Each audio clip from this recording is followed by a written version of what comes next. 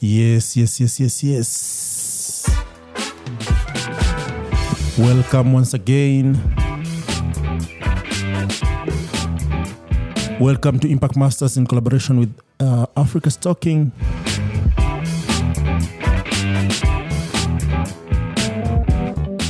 Africa's Talking is a communication company providing USSD, SMS, airtime, mobile data, empowering developers across Africa, and making sure businesses are scaling. Today is a beautiful day.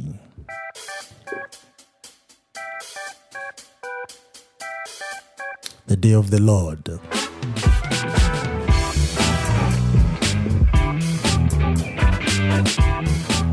And today we have one and only Prince Charles Oduk.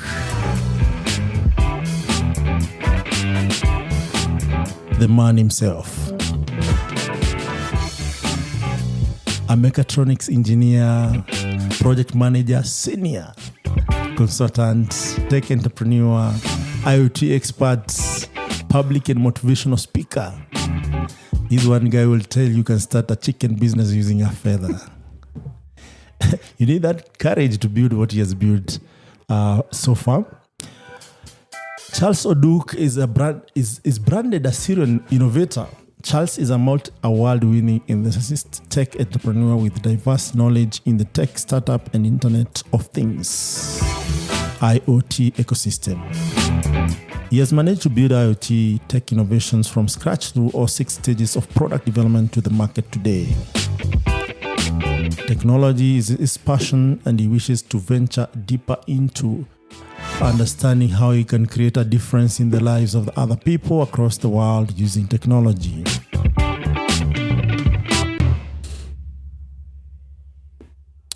Charles Oduk believes in changing Africa in our lifetime by building sustainable solutions that address the problems we face as a continent, especially now with the 4th industrial revolution, where technology is widely open source and available. Young people need to be empowered to believe in their dreams of changing the African story. How are you, Charles? I'm very well, sir. You good? Yes. Very good. Yeah, that's what is on paper. So I like starting with that for the people who are going to search you up. I'm sure this is what they're going to see. But ideally here we like to start all the way back and come chronologically to where we are. And I would like to know, where did Charles Prince Oduk started? You know, when I hear all those titles being mentioned about me, sometimes it's usually like, you know, those Obama stories you just want to read and write about. So Charles Oduk is I don't know, they say it's a jack of all trades, but I think I'm literally almost everything. Yeah. So when I look back to how far this journey has been for me, it's been I'm one of those people who say I'm self-motivated. So some few things that people don't even know about me. I was born in the slums. Okay. Where were you born? There's a slum in Eldoret called Langas. So much as my place of birth on my certificate it's written Migori. My mother actually, we did live in the slums for quite a while. I had an elder sister who passed away when I was 3. So those are stories that are not even known out there. So I have actually lived the life of the highs, the lows, the ugly, the beautifuls, the peaks and the lows. I've literally almost experienced everything as young as I am. I believe. And one thing that life has taught me is you will keep on learning. So I was born in the early 90s. I was the second born in our family. And at the time I was literally born in poverty. So I had a first-hand experience in poverty. My mom literally used to hawk groundnuts, njugu, in a primary school, Aga Khan Primary School in Kisumu. And by this time, I was literally an infant, so she would carry me along. And then as life would have it, I don't know what happened between them and my dad. Yeah. They split. Yeah. And then my sister got sick. My mom was not able to afford the hospital bills and stuff. So my mom passed away. My sister passed away. Sorry. Yeah. Your mom is still there, though. Yeah, my mom is still there. Okay. She's literally my biggest support system. I can imagine how proud she is. Oh, trust me. Yeah. My mother is literally. I rather not have an entire million people supporting me, but my just mom. Your mom. Yeah, oh, nice. Yeah, so I grew then from that time when my mom and my dad split. My mom moved to somewhere called Kinda. It's a remote village somewhere near Lake Victoria. To be honest, I don't even know where that place is. Yeah, until today. Until today, there are certain places once you've walked, you just like, I'm done. Okay. Yeah. So at the age of 6, I was already fending for the family. Oh. Yeah. Okay. So doing what? I was fishing. Okay. So you're a fishmonger. Fishmonger is someone who sells the fish after the fisherman come. Fishmonger, yeah. No. Then I wasn't a fishmonger. Okay. I was a fisher boy. Okay. You will call it. So okay. I will go fishing with men who go with fishermen, and whatever my salary will be one piece of fish. What? Yes. So you'll go fishing at night. So at night, yes. So at this time, my mother is selling omenas and some other things in the market. Yeah. So in the evening, we will come and combine, and then we have our food. So and my mom was really, really, really hardworking at that time. She just wanted everything to keep on unfolding for her. And I remember when she was able to take me to school, I was barefoot, and then I had too much shillings, those two things. Yeah, because of malnutrition. Yeah. So I never, literally, if you ask me, I never had a childhood. Wow. So and I remember one very specific experience, which was really, really nasty. Yeah. Something that I'm actively working against with every kid I ever come across who is, in the children's homes or starving on the streets. Yeah. There was a time I was from school. So one thing that my mother will do is she will leave some amount of money to a local restaurant, the Kibandaski. Yeah. And when I'm from school, barefoot, I will pass by there.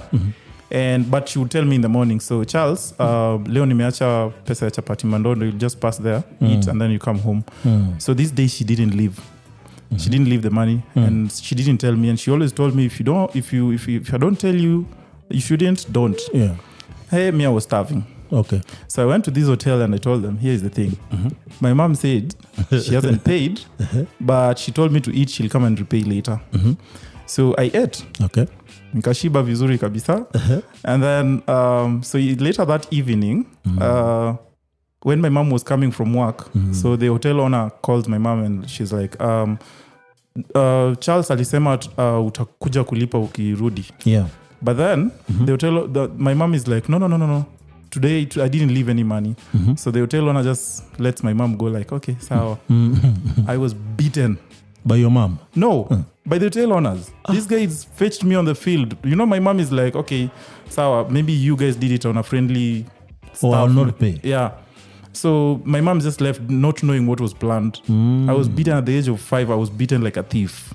Hey, from that day on, I was like, I don't think I will ever in my entire life look at a starving kid and judge them. Yeah. So up to date, I think that's part of what I do. Yeah. I'm an advocate for feeding street kids, children home, and all that stuff. Maybe just a way of reflecting back to from where I came from and where I'm headed. Okay. So gradually, as time will pass by, after my sister died, it almost broke my mom. So, at what age were you? My sister died in 1996. So at that age, I was 4. 4 years old. I was 4. So actually 95. I was 3. Okay. I was 3. And I remember when she died, my mom had gotten remarried to a drunkard. Okay. So you can imagine my mom was being beaten every day. And we were living in a madhouse at the time. Yeah. And it's my sister who will try and, hold the... I don't know if that should be my dad, but whoever he was. And for me, I will just cry because I'm an infant. I don't know anything going on. Yeah. So my sister died when my mom was still married to this guy. Okay. And when that happened, my mom completely changed. It broke her. She was done with life. Okay. She was excessively suicidal. When she tells me all these stories, I think my mom has. I think she's even a survivor than I am, because one of the stories that my mother ever gave me nowadays, that she looks at me and she's seeing me on TV, doing rounds all over here and there, traveling. She's always like, "Do you know I was supposed to get rid of you during birth?" What? Yes. So when my mom was in the hospital giving birth to me, the doctors found lots and lots of traces of poison. So she was trying to kill herself while she was pregnant with me. So she was asked what was going on and she couldn't talk. So all those traumas, those are things that I think my mother went through. And when my sister passed away, she was like, it was too much for her. Yeah, I cannot continue living here because my son will also die as well. So she ran away. Went back to her mom, my grandma, and then that is together with you. Yeah, together with me. Yeah. We lived there for a while, and then she disappeared again. So she completely left me with my grandma. Okay. So I grew under the watch of my grandma, who was very, very strict. There is nothing that will skip that woman. She will put you back to line. Yeah. But I think that's where my push for, basically trying to find my purpose in life started. So I didn't know where my mom was. There were stories going around that my mother has turned into a prostitute. I wouldn't even play around with kids around me. Guys will be like, mtoto wangu, quote unquote. Yeah. And trust me, at such an age, it's really, really devastating, because you don't have your bio dad. Yeah. Your mother was remarried, and then divorced again, and then now she's disappeared. So all those things are just hitting me one by one. Yeah. I remember one of the things I used to do is nilikuwa nalinda ng'ombe when my peers were going to school. I remember that very, very vividly well. And part of my stories are usually coming from the people who are closest to me. So my mother was born in a family of 13. Okay. And that's from just my grandmother. Yeah. My grandfather was a polygamous. Man, so he had a home and a couple of other wives. But from my grandma alone, there were 13, and all of them are still alive, by the way. Wow. Okay. Yeah, but she passed away in 2022 in November. Yeah. God rest up her soul. Yeah. So much as when I was growing up, I kind of hated everything about life. I think I've seen all the bitterness. Yeah. Those were some of the lowest moments of my life. When it gets to Christmas, Mimi, I was walking barefoot the entire time. During Christmas, ndo unabaiwa slippers. So that you can look presentable when the watu wa Nairobi are coming in for the. So that was my life for quite a while, until around 1999. Yeah. My mom one day just appeared. And so she left you for a period of 4 years. She left me for a period of, was it 4? No, not exactly 4 years, because this was 97. My 2 years then. 2 years, yes. Yeah. So she came back, and one thing I remember is I wasn't even able to deduce who she was. I was confused, like Auntie Tony. No, Auntie Tony ni yule. Auntie Jackie ni yule. And I'm like, because you're too young to. Yeah, I'm too young to, and I'm already going through enough. So yeah. And then she says, "I'm your mom." Wow. So I'm just like, where have you been all this time? No, I couldn't ask those questions, of course, because you're little. So mom, man, and my grandma is there, and my grandma. The discipline is the disciplinary committee is just looking at you there. So, so one thing that she did is she came. I remember on that day she came. She took a couple of pictures of me. Those are some of the pictures that I hold very dearly. Then she went again, and then she promised me she'll come back. I remember that day I was crying terribly, and it was raining, so she disappeared again. But this time not for too long. She came back with Brit Mzungu. Yeah. So the only thing that I knew at that time is that my mother was in Mombasa. So we didn't know what she was doing. So whatever was being said about me, at that age, when you're being told that your dad is a thief, you'll believe because you don't know where they are. Yes. So whatever was being branded about my mother and all that stuff, they were just hitting me like, okay, so it's actually true that you're in Mombasa. So but then as the story will later come on, one day she just came back with a mzungu and they were engaged. They were in the process of getting married. So in 2000 they officially got married. So my mom picked me even before the wedding, and we went to live in Mombasa. So I can actually say it was from that point that I started actually seeing life. Oh, like this normal life. Yeah, like the normal life. I was always living under. So, and this is at around age 8.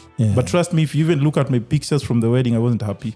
Even my mom confused, is this going to last or just for a period of time? Yeah, because you're already used to people leaving. Yeah. And that's part of my life. I've always been used to trust people issues. leaving. Yeah, I will not lie. I have proper trust issues where maybe if you come in and say, "Gee, you're my best friend," I usually even say, "Me, I don't think I have a best friend. I just have acquaintances." I was even telling Asiela just a few minutes ago. And so life would have it, I started going to proper school, and this was in Homa Bay. But remember, we're living in Mombasa. Okay. So during the whole, you had to go to Homa Bay for school? Yeah. Or they were from Mombasa? Yes, and let me tell you something. I've never been a day scholar in my life. So you're always boarding? Always away from family. Okay. Yeah, so I never had that personal touch of knowing, dad, parents. Maybe I did feel a bit of my mother because she was there for most of the time, but that connection with fatherly love, that was never there for me. So I remember at Sango Academy in Homa Bay, I was barely 8-9 years. And one thing that will happen is, mimi nilikuwa naiko kwa gari, I'm being told, go, somebody's going to pick you at the stage. So that's what would happen. Until one day, a terrible accident happened. I usually call myself a miracle baby. Where the kind of things I've survived. In this bus or? In this bus. These buses were called the brown buses, linear coach, I think. They were called linear coach. So we are traveling from Homa Bay, and it's end of the term. And we reach Mtitwande, and then all of a sudden, the driver loses control and hits a baobab tree. And I'm seated at seat 8. That's at night or during? At night. Okay. I'm seated at seat 8. From seat 1 to seat 6. Kaput. Everyone died. Yeah. So they sent another bus. So my mom is already waiting for me on the other side because at this time there are no phones. No phones, yeah.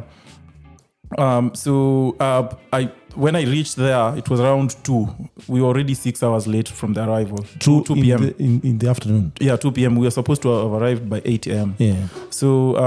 So my mom picks me, and then she's given the whole story, and she's like, "Hey, no, I don't want this depression anymore. My son will just have to come close to us." So that's how I moved. I changed schools to somewhere in Mombasa. Okay. So somewhere called Chuda. And we were living in Nyali. My stepdad, the Brit, he was a teacher at Mombasa Academy. Mombasa Academy is the version of Nairobi Academy, the same school that Taidi High is acted on.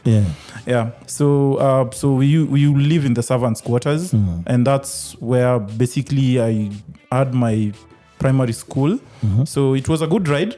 One thing about everything, all this history that I had gone through, and this is something that everybody says. Everybody's usually like, well, it's a cliche. If you have gone through all these things in life, you can never back down. And that's, I think, that people call me hardworking. I don't know how to go back. I don't know how to, because I know where I'm coming from.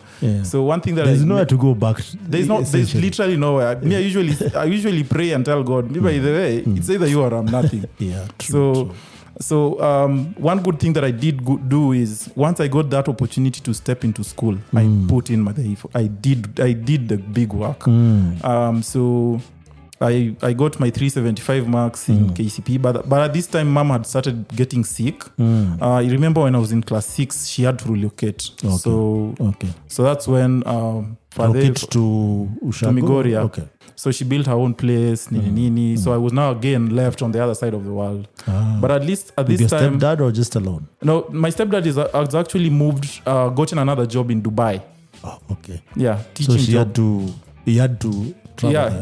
We will see him every 3 or 6 months. Okay. Yeah.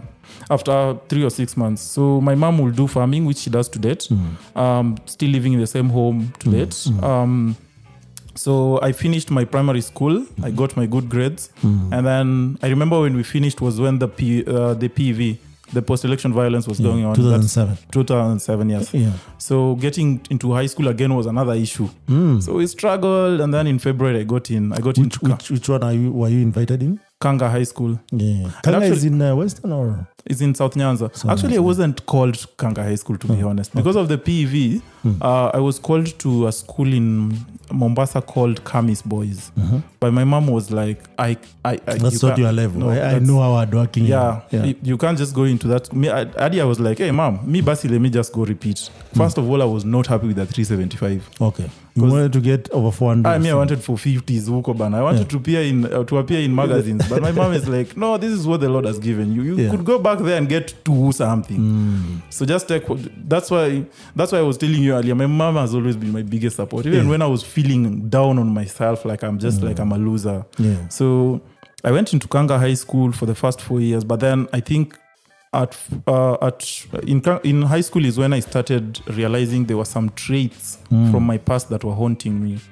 So, and these are the really, real sad stories about my life. I think that's when I realized I'm a depressed person who doesn't know how to even tell people his story.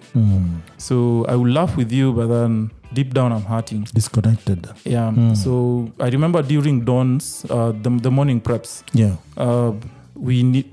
Kanga High School was a national school. It's a national school, so it's a very strict school. Yeah. If you do not appear for those remedials, they usually do a counter check and they suspend you. So I used to get suspended. Wow. And guys are like, what is really wrong? Because you're not suspended because you're using drugs or alcohol. You're just found sleeping.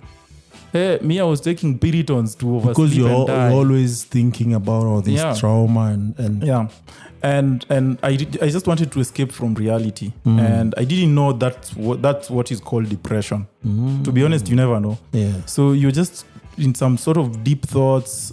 Everybody is misunderstanding you. To be honest, it even got to a point where my own mother stopped. Hakuwa ananielewa anymore.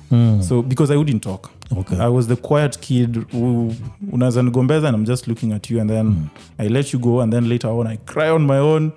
Life moves on. Yeah. But when it comes to school now, I wasn't also disappointing. Hey. After going through all that, me ikifika kwa kitabu, I will chimba. So you are the guy who had straight A's throughout. Not exactly straight A's. But I do remember one of these times that I was caught with the pills because I was trying to commit suicide. I tried committing suicide 3 times in high school, by the way. Which form were you in? At Form 2, at Form 1 and Form 2. Oh, okay. Form 2 twice. Form 2 it was twice because there was a time I totally slid. Ile design ya kutoka top 50 to 100 and something huko. You start now feeling like there's no future here. Hey, father comes from Dubai and says, "Where I pay for you fees for you to come here and give me this." So it was a chaos. So you can't imagine when a mzungu is making noise in a black school. And you felt like you have disappointed this man who, for once, stood for you as a dad. Yeah, I really did feel bad because I'm trying to explain this story in my own way, but the words are not coming out. I just started crying. So at that point, there was a teacher called Mr. Moses. Mr. Moses was a CRE teacher, but he will just say, I think there's something you're going through and you're not talking about it. So at that time, I started trying to explain what life is. And I think he is the first person to actually tell me, your life is yours. At the end of the day, I know you are too young to understand this. Yeah. And yes, I was. So I remember one thing, and this is not to paint his name in a bad way. My stepdad actually did tell me that I will never make it in life. During that confrontation, and I was really, really hurt. Yeah. So I was like, he has always known that I wanted to do aerospace engineering. And I did mention to him that if at all I can get a scholarship to go do aerospace engineering, I will be perfect. Then he tells me, yeah, you can do this. So when he came back and found that my results were deteriorating, he was like, this is what you want me to get you scholarship in Imperial College London for. You can't make it with this. Hey, that was like, it was a breaking moment, but it was also a turning moment. Yeah. Because after that day, I went back to the books. I got an A from my high school. I wasn't joking anymore. Wow. So I got out there. Much as the the aerospace thing was still in my head. My dad said, this is not possible. You don't have this money. It's really, really damn expensive. I remember at the time it was around nothing less than 200,000 to study it abroad. Okay, that is per semester or? No, for the whole course. Okay. Yeah, so I also remember we had difficulties even getting me into campus. So, me, I was told, hey, Baba, we don't have money with your good grades. So things were a bit tough afterwards by the time you are completing your studies. Yeah, we are now 3. There is my sister and my younger bro. So your stepdad had other children with your mom? Yeah. Oh, okay. So at this point, you can't just stand It's there too and much, say, so everybody was just like, hey, we are really trying to understand how we can help, but it's really getting hard on us. Yeah. So with your grade, and I remember that was also a breaking point versus a turning point. Yeah. My dad goes like, you can just go to a local college, start any career, and then you can switch later on in life. Hey, I jumped, bana. Yeah. I told them, chukweni hizo vitabu nyi pia mkasome. You think this is a joke? I got on a bus and came to Nairobi. That was the beginning of my life. On your own? On my own, yeah. I did come to Nairobi when almost everyone was against me. No, your life is going to change there. You're not going to be the same. You're going to get into messy businesses. The Nairobi half-life kind of thing. Yeah. I was given that.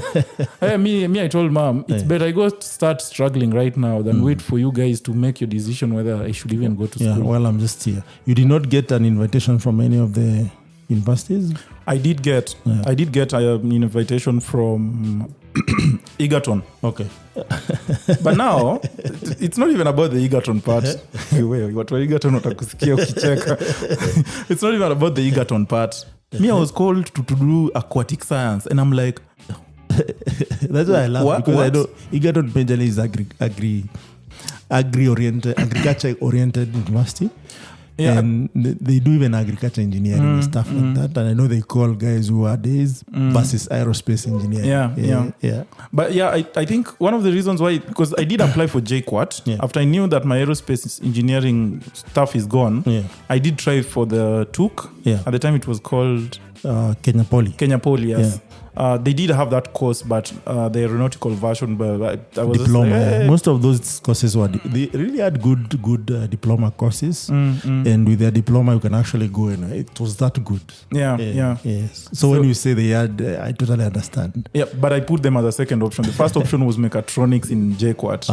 I didn't get a calling for that. Then electronics engineering JQuat, again not called for that. Electronics in KU, not called for that. And then aerospace in TUC, not called for that. And then now, when all your options are exhausted, they usually just throw you anywhere that's available. So, they did call me at Egerton, but they called me at Egerton because I got an A in bio, but a B in physics. Much as I was so much into tech. I was literally an engineer way when I was way from young. And for mechatronics, they look more on physics and math. Yeah. First of all, I think one of the qualifications, I don't know if the system has changed, but one of the qualifications during my time was you must have at least an A plane of 81 points. I had 74. That is for mechatronics? Yeah. So that's for the government to sponsor you. So JAB. JAB, yes. So I didn't qualify. Yes. Though nowadays it's called other names. HELB. Cubes. Cubes. KUCCPS. Cubes. Before it was JAB. Joint Admission Board. I love JAB than the other one. The other one have so many conditions. I think I also love JAB. Much as I didn't get there, but I could see my fellows went through it was straightforward actually, and you could revise they had this option, you could revise your course. Either in the same university or another university. If you find maybe first semester, this is not it, and then you ask them if everyone who was scored for the other course, they made the quota. Because you see some other guys go to Harvard, Oxford, others Cambridge or Stanford. And then maybe they have a few slots there, and if you had passed and you didn't make it just by a point, doesn't make sense to deny you that chance. Yeah, so I told my peros, manze, hey, the kind of things I've been through, I'm not going for something I don't want to do for the rest of my life. So I'll just go to Nairobi, find a life for myself. Start the life. So I went, started with the ICDL. And I was at IHRM. At the time, it was at the National Bank building. I was living with my cousin. And then gradually, I started adapting into Nairobi life, which was difficult.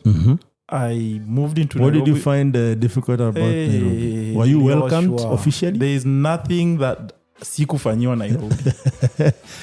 How did they welcome you? First of all, I won't mention the name, but it's a very close person to the family who told me, by the way, you know my mom at the time, he told me, when I got to Nairobi, I asked my mom, can I live alone? And he was like, Sulijipeleka Nairobi. Figure it out. We want you. So you find a way. So I called one of my relatives to, basically take me in, which he did, but I didn't know what was part of the package. Part of the package was when I got into HRM for ICDL, I talked to my mom again. I think these were one of the worst times that I had a very poor relationship with my mom, because we were struggling to understand each other a lot. My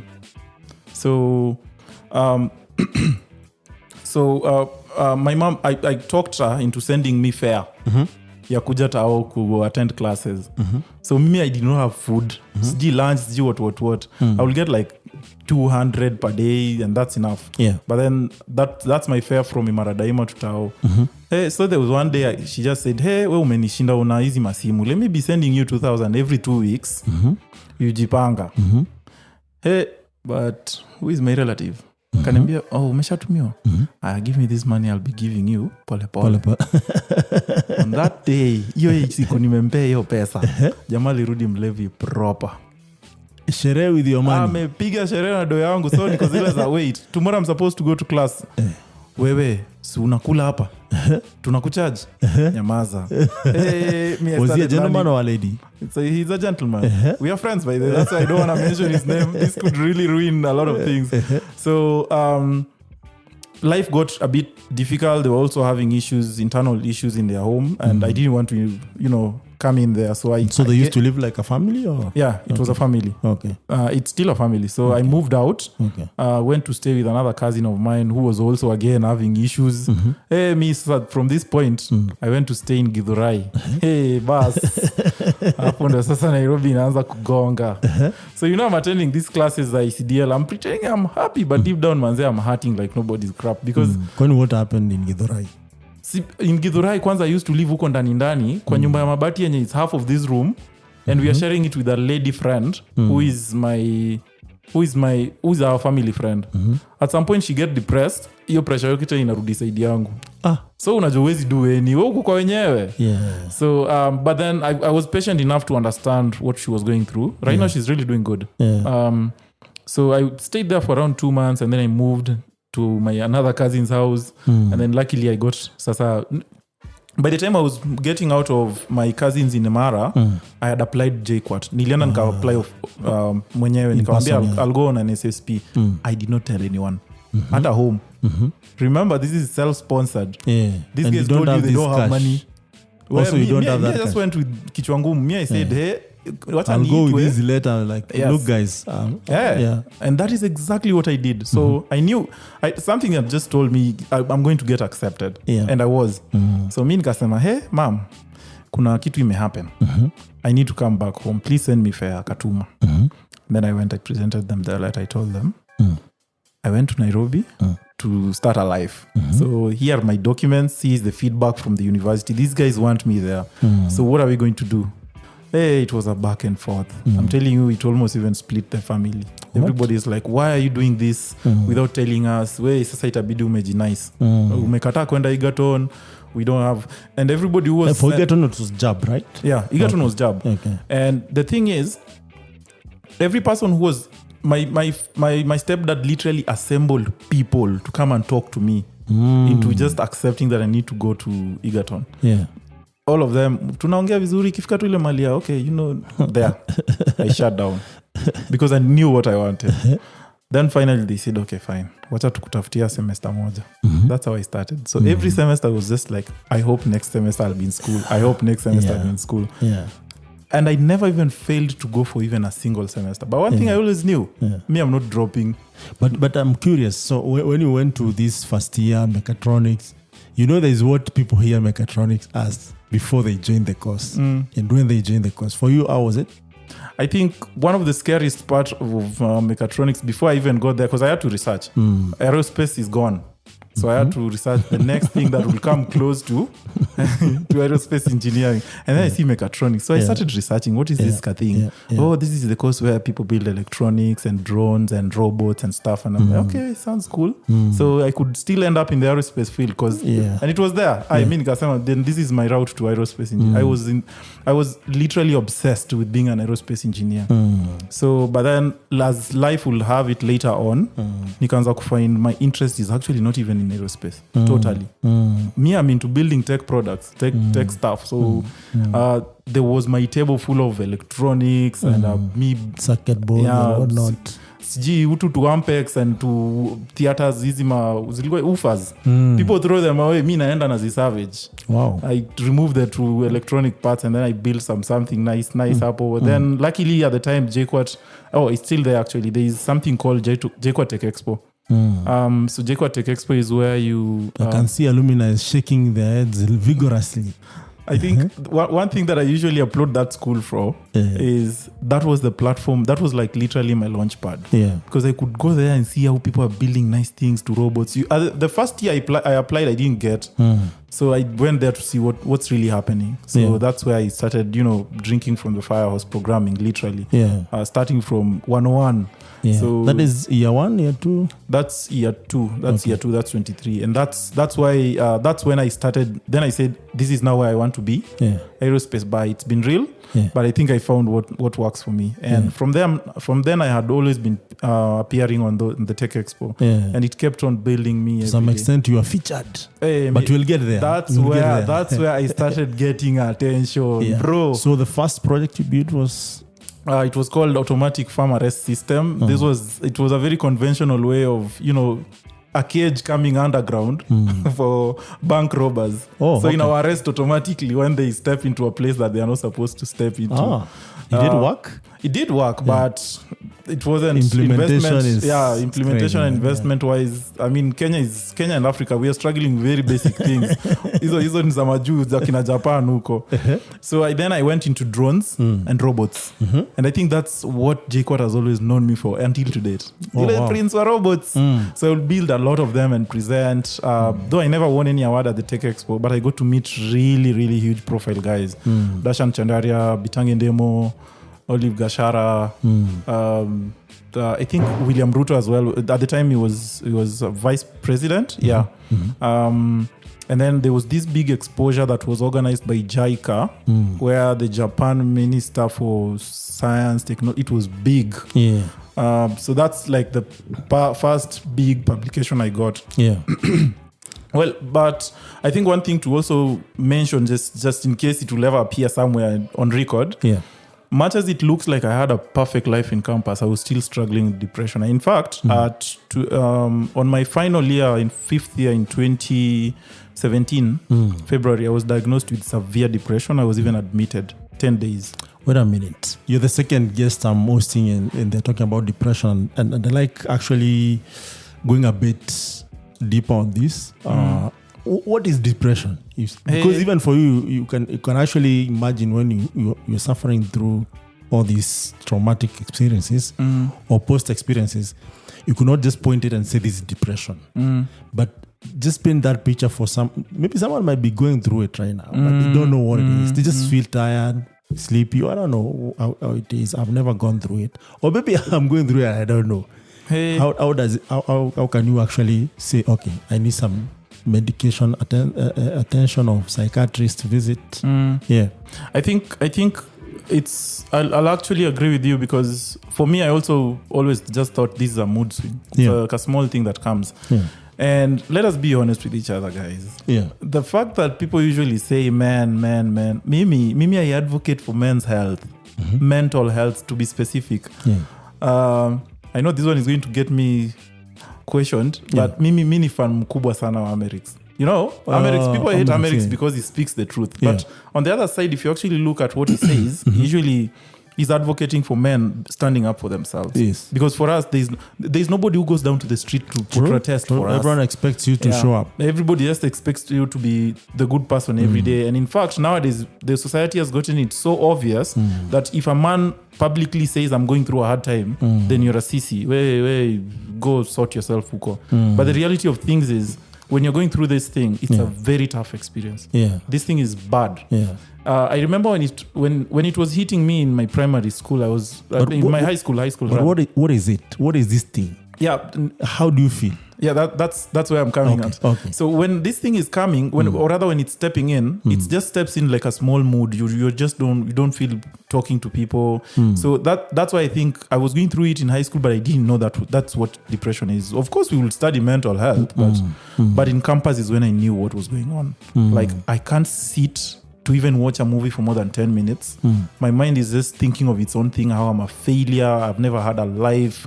People always look at me like, somebody who just doesn't deserve to win. At some point I was just like, what is it that I'm not doing? And sometimes I will tell you, even in my adult life, as big as I am right now, sometimes it's just that right now I know what it is. So when it's coming, I usually just either find a way of dodging it or something like that, or suppressing it. And that's the most important part. Once you've already realized that you're a depressed person, find a way in which you can cope with it. So depression comes in different forms. Okay. It could come from things that are related to your childhood, which I think are were majorly my contribution to mine. But how do you know that you're a depressed person? First of all, you don't do the things you commonly do. You don't want to take calls. You don't want to hang out with friends. You feel like you just want to sleep the whole time. You don't want food. You're literally forcing yourself to eat. And at some point, it hits you so bad that if you're now into drinking, which I was, when it gets to drinking now, it's bad. Okay, it's bad because so if you're drinking, you tend to drink more. In fact, you drink for it's like an escape route. Yes, it's a coping mechanism. Does that also apply to other drugs? Yes, it does. I just thank God that I never got to any other drugs. So because you tend to use more to just escape the reality. Yeah, and I think that's a very big factor it's a very big contributor as to why most of the youth right now are going through depression. Or unasikia sijini so and so is nowadays using drugs. Now you see, everybody will judge you when they see that. Let me tell you another thing I never do. If I see somebody is excessively addicted to something, I never judge those people. Because you never know. Maybe they're going through something. They're going through a lot of stuff about their life. So I graduated. But wait a minute before we move away from the depression part. So how do you address this once you realize maybe, the way I'm feeling, it's not normal, where do you start? I think I'll just go with my method. One thing I did realize is I was so much engrossed into what I wanted to become. So you start getting obsessed literally with what you want to become. There's somebody who once said in a podcast like this, she said, it's a she and she's a Kenyan, I just don't know her name. I was going through it on TikTok, Juicy. And she says, if you want to be rich, you have to start thinking like you're already rich. Person, And that's where I started. So I was just like, hey, me, tomorrow I could be the next Bill Gates banner. You guys will be seeing me and admiring my work. And things like even traveling was once a dream to me, but kijana mwenye alikuwa anatembea mguu chuma. And I started just saying, no matter what, I know where I come from, and the graph for me will never be flat or going down. It will always keep on rising. So whenever I feel low and I realize, wait, this is depression stepping in, the first thing I do is, what have I not built? Beba Begi, what have I not built? I need to add something. We need to build V3. And kidogo, you just realize 6 hours have gone into you thinking about this to product, and something for some reason has just diverted your attention into something completely different. But to some extent, pia huwa inalemeanga mtu hadi you feel like you don't want to talk. And at that point, I usually take long walks with a lot of music. or drives. That's when I used to drive kitambo. I still drive, but I don't have a car nowadays. This chief is the TSI club member with some shares. And you know TSI. If you know TSI, it's a good car. You can move. Yeah. And I think that focus. Actually, when I was coming to Africa Stocking when I met Sam Gikandi in 2018 towards the end, I was going through a very hard time. Okay. I was depressed again. Okay. But this time around, I said one of my worst years in my entire life, if I would rank them, that will be 2022, 2023. Last year was really bad. And then 2018, 2017. So when towards the end of the year, I remember I was coming from a very disastrous relationship. Last year or? No, 2018. 2018. I was coming from a very, very... This is after school? After graduation? Yes, or? I had graduated. I had even gotten to work. Yeah. So you did really well in your mechatronics engineer degree. I tried. Don't talk about it like it's just, I graduated.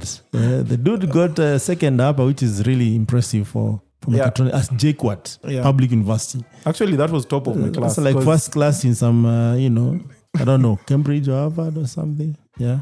JQuat alumni here, they are killing me with the agreement. There's a JQuat alumni in the house. So guys, when I refer to JQuat alumni, some other person who is not on the camera, but is a JQuat alumni.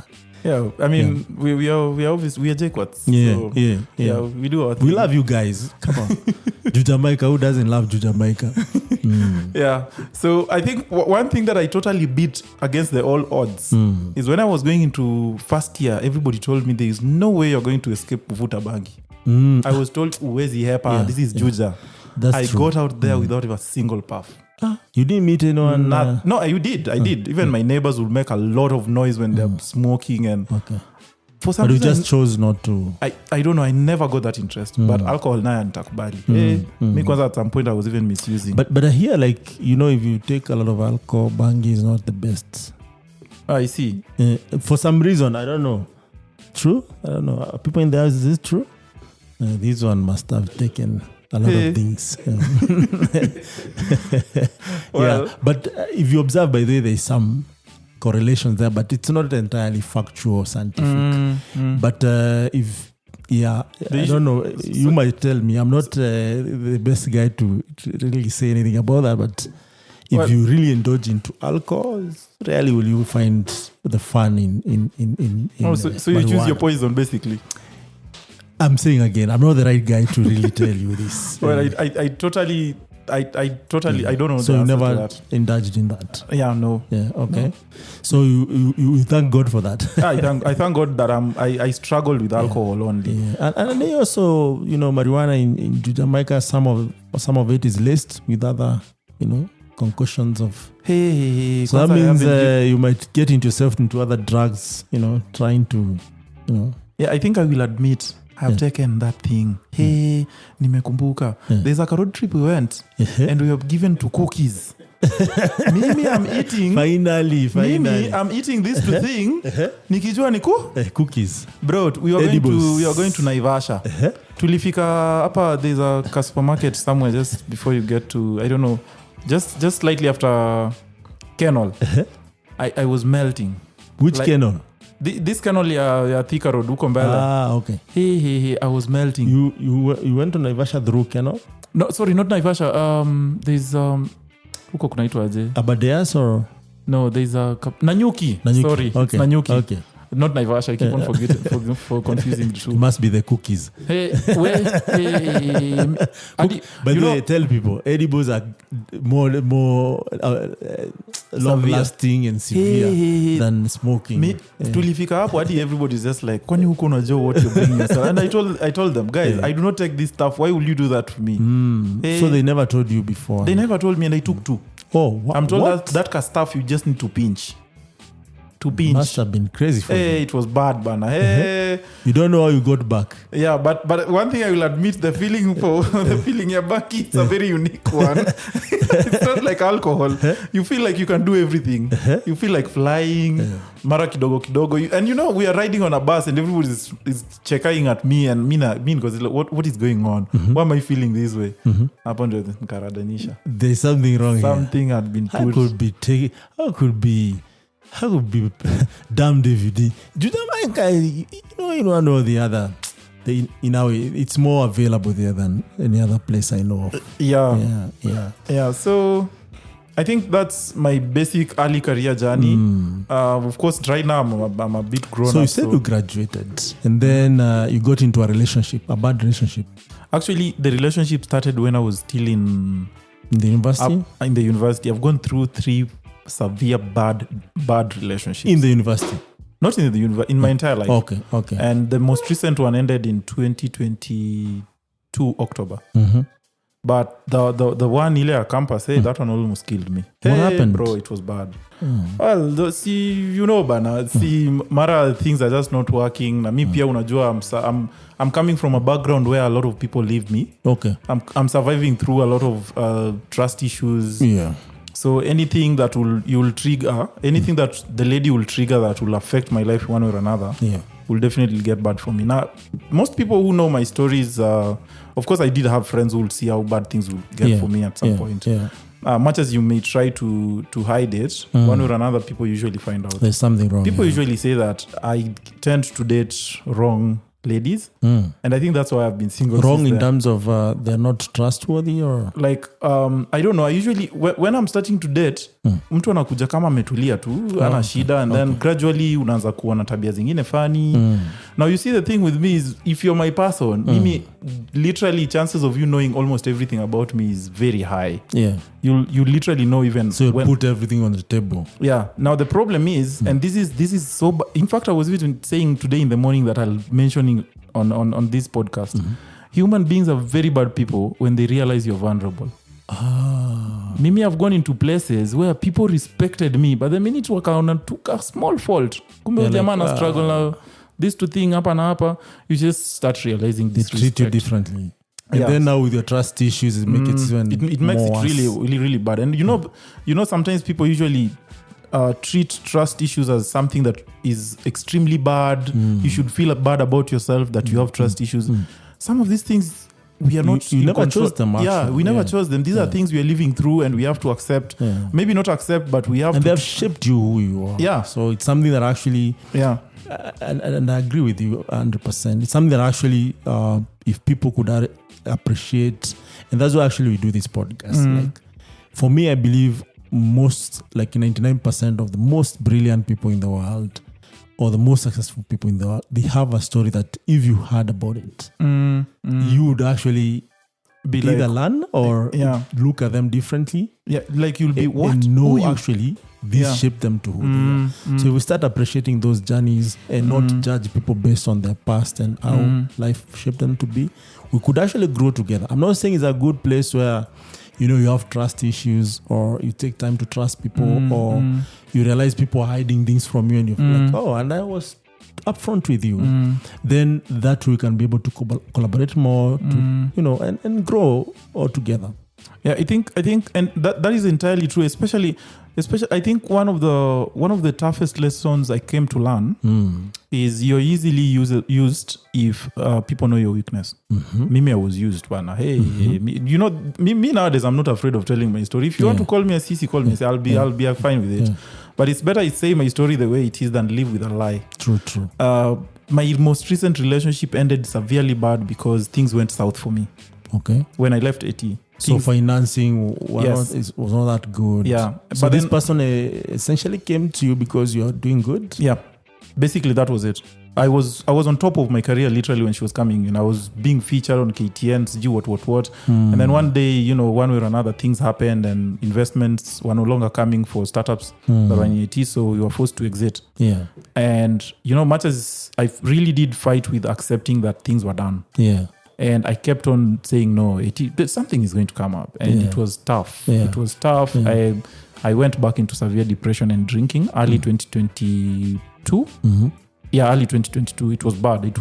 it was terribly bad. Yeah. Terribly bad to the extent that I was almost diagnosed with liver cirrhosis. I was told I could literally die of alcohol. What? Poisoning, yeah. I was taking too much intake. Like, mizinga ka 3 ilikuwa si issue kubwa kwangu in a day.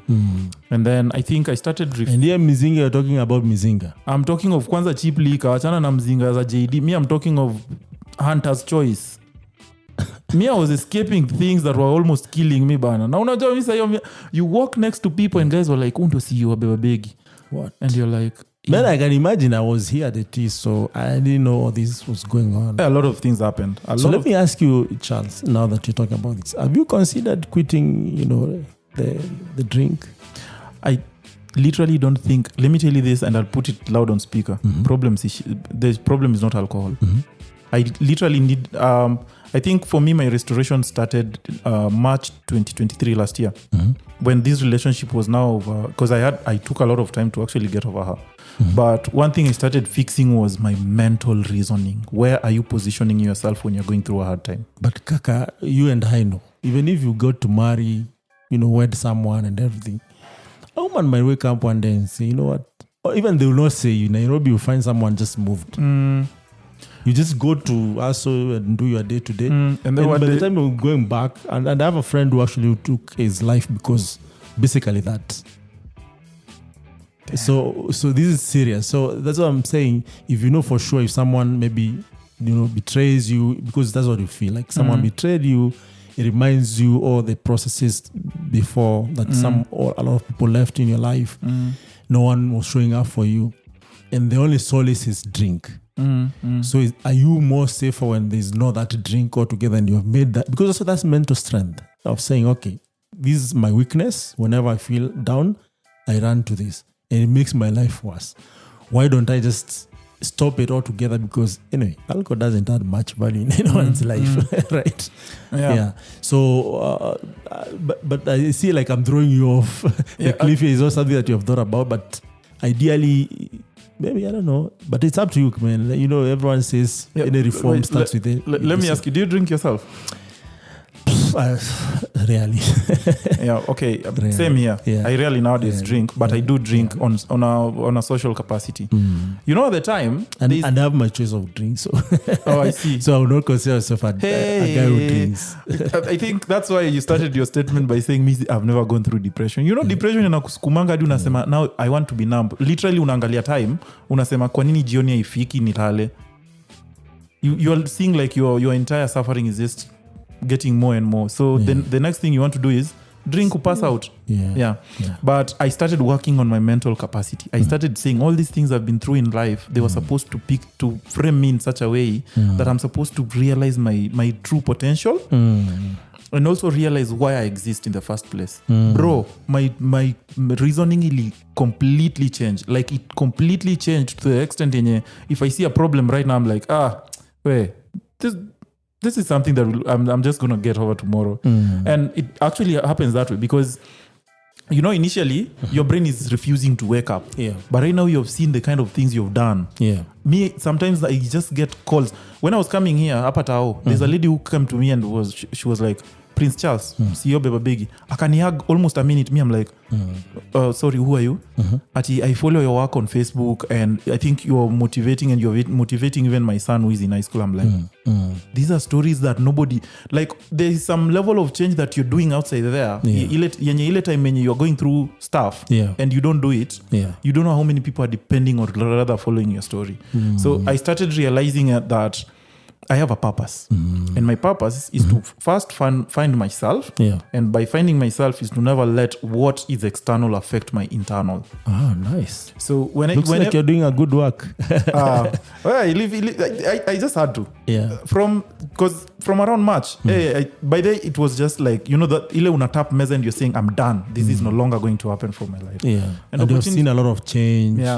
Yeah, and man, I've seen you do amazing stuff actually from that March. Yeah. Because I think we were to do this podcast, I think, earlier into late 2022. And I declined because... But I didn't see you anymore. Yeah, I declined because I was going through my stuff, my moments. Yeah. But right now, I'm in a good mental space. A lot of opportunities are coming in. You guys will be seeing a lot on medias. And I think all this is just opening up because I decided that now I want to be very intentional. And every morning, for those who have, for people who follow me keenly, I usually post at least a word or two of encouragement, because you never know. This how on far. our social media? Or Yeah, on social media. Just WhatsApp, but on stories. Okay. So WhatsApp, Facebook, and Instagram.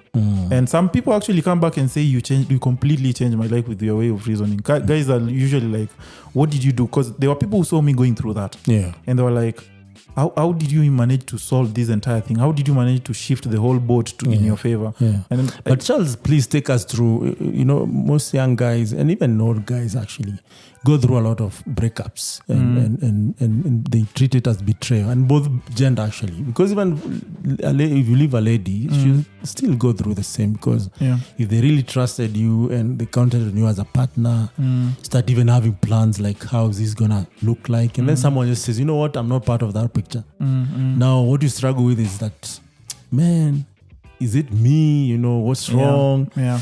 How am I gonna replace this picture? How is that process? One thing I know for sure is, and I usually tell people this, if you find yourself in the same loop, you're dealing with the same problems every day, then just know you're not growing. Okay. Every day there has to be a new challenge. It is not possible for you to stay in a relationship where you're fighting over one thing over and over again. Now the worst part is when you're totally attached to this person and you've never been, Ujai experienced solitude. Yeah. So now you're now alone.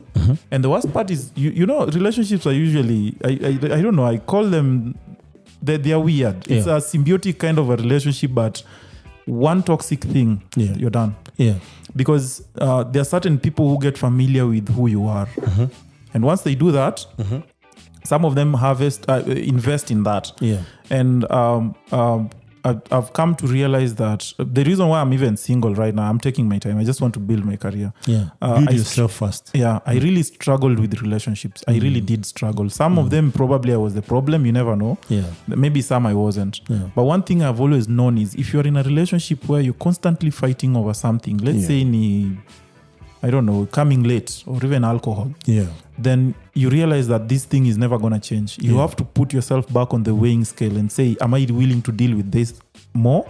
Or is this the point where I say no? Okay. So for me, I had to say no, because it was, I'm not saying it was alcohol, by the she was actually really good. She wasn't into drinking. Okay. But her lifestyle, the way she viewed life, we were two completely different people. And I know there's usually that bitterness. Wakuna ka uchungu fulani unabebanga. But I will tell you MK, it's not about that bitterness. First of all, understand that you could be two very good people.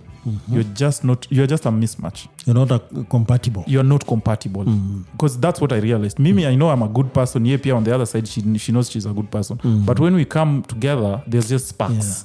So I tried getting out of that. Now the worst part is, and like I mentioned, binadamu ni mtu akijua there is something yenye akifanya inakutrigger, you're done. They will constantly use that, and that's why I had to walk out, because I realized, huyu ni mtu mwenye mimi nilimit when I was really, really good. I never ran away when she was going through struggles. Me, I was there for her. She's going through stuff, I'm there. But then I start realizing that mimi career yangu ikienda, when I'm now losing stuff, I lose my car. At some point my stuff were being auctioned, but I couldn't afford rent. Things were bad. After 8 years, it was really bad. I can imagine, since you guys were so many startups, I hope other guys are okay. Me, if I can, I usually just check up on everyone and say, and MK, it's not even about the lady. It's literally all my friends. Every single person who knew me with the kind of lifestyle I had, mi nilikuwa naenda kwa bana baya watu pombe at 20,000-30,000. Ilifika mali where I don't even have 100 shillings, bro. 100 bob. Guys are giving me all sorts of excuses. And these are the same guys ukiangalia in the evening. I hope someone is going to learn from this, man. I hope also you have learned from this. Hey, me have learned. Do you see now why trust issues sometimes is good? You're seeing? Yeah. Because now if you're buying people 20 G's worth of alcohol. I was friendly with everyone. Who is struggling. Kwanza time ya COVID. There were people who literally called me, Prince, nimekwama na watu hii, something has just happened. You show up. Prince, please come and support my blah, blah, blah, do this.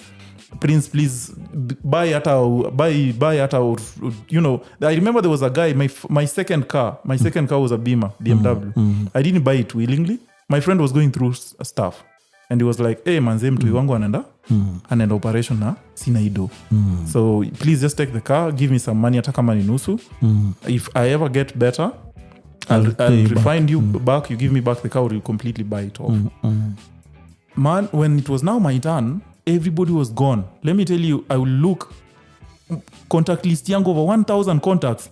I'm like, who can I call at this point? I text somebody, unasikia tu, hey manze bro, sahi ni kugumu. That evening unaona jamaa na kunywa JD in the same place where ulikuwa unampelekanga. What? You once, and this is something I've come to make peace with. And the good thing is, once you're at peace with something, I do not hold that bitterness. In fact, when we even meet on the street and I know I can do something for you, I'll still do it. Much as for you, it was easy walking out. Yeah, someone actually being bad or, you know, being the way they are should not be a reflection of you. Exactly. And somebody once said that do not let the things that you can control affect the things that, or do not let the things that you can't control affect the things that you can control. If you can't control the way somebody thinks about you, control yourself. Then control yourself. So for me, I decided I'm going to be who I am, not what they are trying to make me become. Because for a while I was bitter. I didn't want friends. I was just like, human beings are animals. I better even go and live in the jungle. But in the long run, I was like, this is the way life was designed. Somebody once said that problems never end. You just get better. And I think for some reason, I've found so much peace. Dealing with, you know, having to, I do have friends, yes, but I no longer put people so close. So you operate like you just Prince, that's it. If and the other thing I've come to learn in life, we also tend to give people too much priorities that they don't deserve. Una meet mtu kesho and you go for a few drinks, you start talking about life, nini business, and you're like, this is my best friend. You're wrong. You're totally wrong. Kaka, looks like you learned that the hard way. I learned. But it doesn't mean that you discard these people. True. You don't discard them. You just know that who you for a reason also. You just learn that this person ni mtu mwenye nikikutana naye sahi, the best we can do is 1, 2, 3. Yes. So, but my life needs 5, 6, 7 as well. So this 5, 6, 7, you'll get it from someone else who doesn't have the 1, 2, 3. Yes. Yeah. Yes. And this is life. So I don't know. The for some reason I came down and because I do have friends all over. But no best friends. I have friends who I can go to when I'm having a business problem to advise me. But those friends probably are not the friends I can go out for drinks with. And vice versa. I have people I can go to and talk about the next journey we are going, or rather the next flight we are taking for, you know, a vacay. But those are not also the same people you can talk about football with. So there is, if you actually look keenly, you do have friends who only feel a particular part in your life. And that's why I say it is impossible for you to have one person who is a full package. It is impossible. I'm telling you that. And if you keep on discarding that, huyu jamaa unajua ni mzuri kwa kitu fulani, but kale kabaya kaki kinakufanya, you don't want to associate with this person. When that time will come in life where you now need that person's advice, utaendea nani? Because you discarded them. Though, you also need to realize if the toxicity is too much than the benefits, walk. Hey, one thing I never entertain is toxicity and drama. Nowadays, even where there are fights, literally even if we are just drinking as friends and then fight talk up, utaona nimetoka. You guys will just contact me when you're done with the drama. So let me ask you then, Prince, does this, focusing on the positive side of things, apply to, life partners for you or just friends? Right now, if you asked me to draw a perfect picture for the perfect partner, I wouldn't reason the way I was reasoning in campus. In campus we were free for the first time. Please take us through that. There are so many guys in campus. If you're dating a beautiful chileba, everybody's just looking at you like, So, and that was my problem in my first relationship, bro. Mimi, I went for a very beautiful girl. Okay. And guys are actually praising me on the side. Hey, Prince ni mnoma.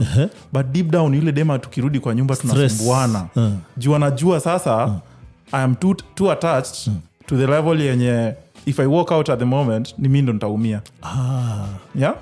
Now the second one wasn't like that though. The second one was average, but yes, sasa ilifika point akajua I'm not going through a hard time. Okay. And I need her to stay. But she's like, me, my benefits that I was getting from you are no longer here. So nowadays, if you ask me right now to, just say, what is my perfect type of a potential?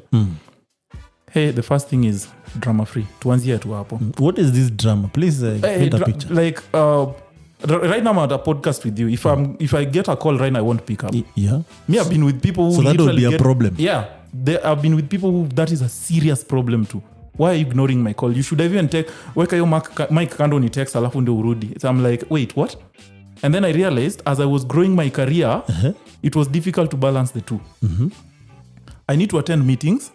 I need to be with investors at some point. I need to life is not just about life is not just about me being with you, taking you to IMAX. Hey, bro, let us kind of let us have a plan. And also realize that coming into my life does not cease to exist because you came into my in fact if anything, a relationship is you accepting me the way I am, me accepting you the way you are. Not it's a merge of the two. So it's a merge of the two. Much as sisi wote tukona, there is no one who has no level of toxicity. Hata mimi pia ni mtoxic kivyangu. What is you're the one who had problem when your calls were not picked.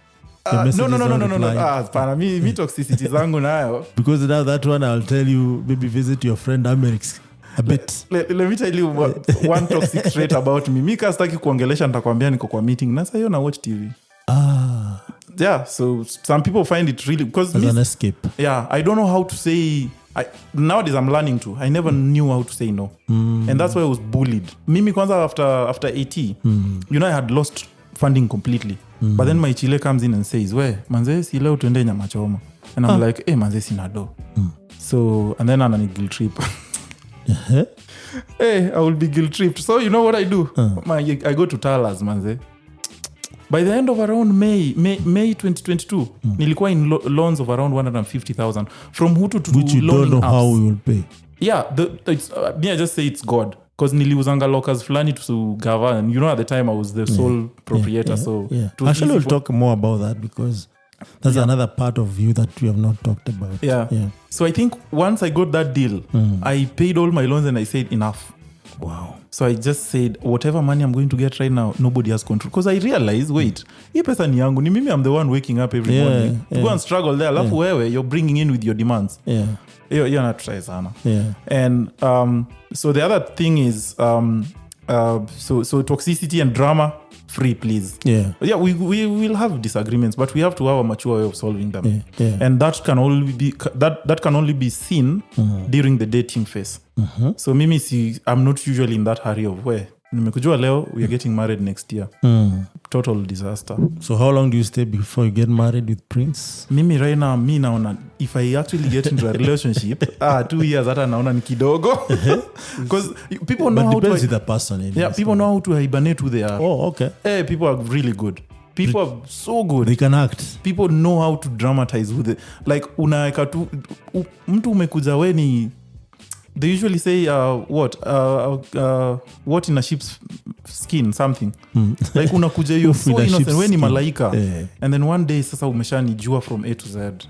You unleash. You know all the vulnerabilities. Where you can all the buttons. Me kwanza at some point me in that relationship my wrong buttons were being pressed anytime. I didn't come show. Do you even know what I'll become? At that point now you're like unajua unacheza na future CEO mwenye anaenda kwa on Times magazine hapa. So me but the reality of things is if you also give people too much chances of coming back, they will use you. They will use you because you see mimi nilikuwa ile designer we have broken up, you're done. 2 days bro. Nimeenda kumtafuta kwanza. I will be the one driving there hadi kwake. So it became an attitude. Kitu yenye saa alikuwa ameshazoea. Until one day now, so much as you're saying mazemi one day I'll walk away, but the person is seeing you're still coming back, obviously hata kuchukulia serious. So later on ndio nikaanza kurealize manze I think this life is about me. So you became a student of Americs at what point? I think I've always been wanting to get this chance of talking about why I'm a strong believer in Americs. Not a strong in everything, yeah? No. I want to categorically agree that I relate with that guy's advice up to 60%. Okay. Kuna time that's fair. There's a time he posted something against hey, Americs, if you're going to see this, shout out to Americs. Yeah, they shout out to Americs. There was a time Americs said that men cannot be depressed. Men are just not disciplined. Hey, mi nilimwendea hapo kwa comment. Nikamwambia, bro, you have no idea what you're saying. I've been following your post, but today you've posted nonsense. If I'm a strong advocate of mental health, and there is no way you can just say, depression is lack of discipline. That's not true. I don't know. He didn't respond there, but some few days later on, he posted something about how to avoid depression. Okay. So at least he listened. He listened. He weighed in on your thoughts. Yeah. Now, that was one case where I disagreed with him. But on the parts where I actually agree with him are some of the parts where he's saying, do not entertain toxicity just because you're a man. Ati we ni mwanamume unafaa uvumilie. Don't. They sometimes anatumianga technical or rather hidden language for people to understand, but you in the long run you get. Yeah. Now, I don't know why ladies tend to hate that guy, but maybe if I was a lady I would. But do they? Ladies do not like that guy. In fact, every time I even retweet his stuff, guys are like, hey, when Americs na kibe. They hate the guy because now they are not getting the fare, or I don't know. Let me just say that his methods are severe. When he wants to talk about something negative about women, he goes all the way. Atachimba. But is it because ladies don't like the truth, or it's because the society has trained people to kind of escape reality. And even right now, me kwanza hii story ya Femis, I don't even want to comment on it. Oh, the one that where ladies go to Airbnb, get killed. Because you see, right now, there are two sides of the story. Oh, we are women, we are being killed. Yeah. But on the other side, you're being killed on what purpose? You are in private with somebody. Sisi sasa tukuja to defend, because they are now saying women went to streets and said we are supposed to be protected. So this is someone else's problem besides the person who is in the problem. Yeah, you are now accusing an entire the biggest thing nishaiua ni kuku bana.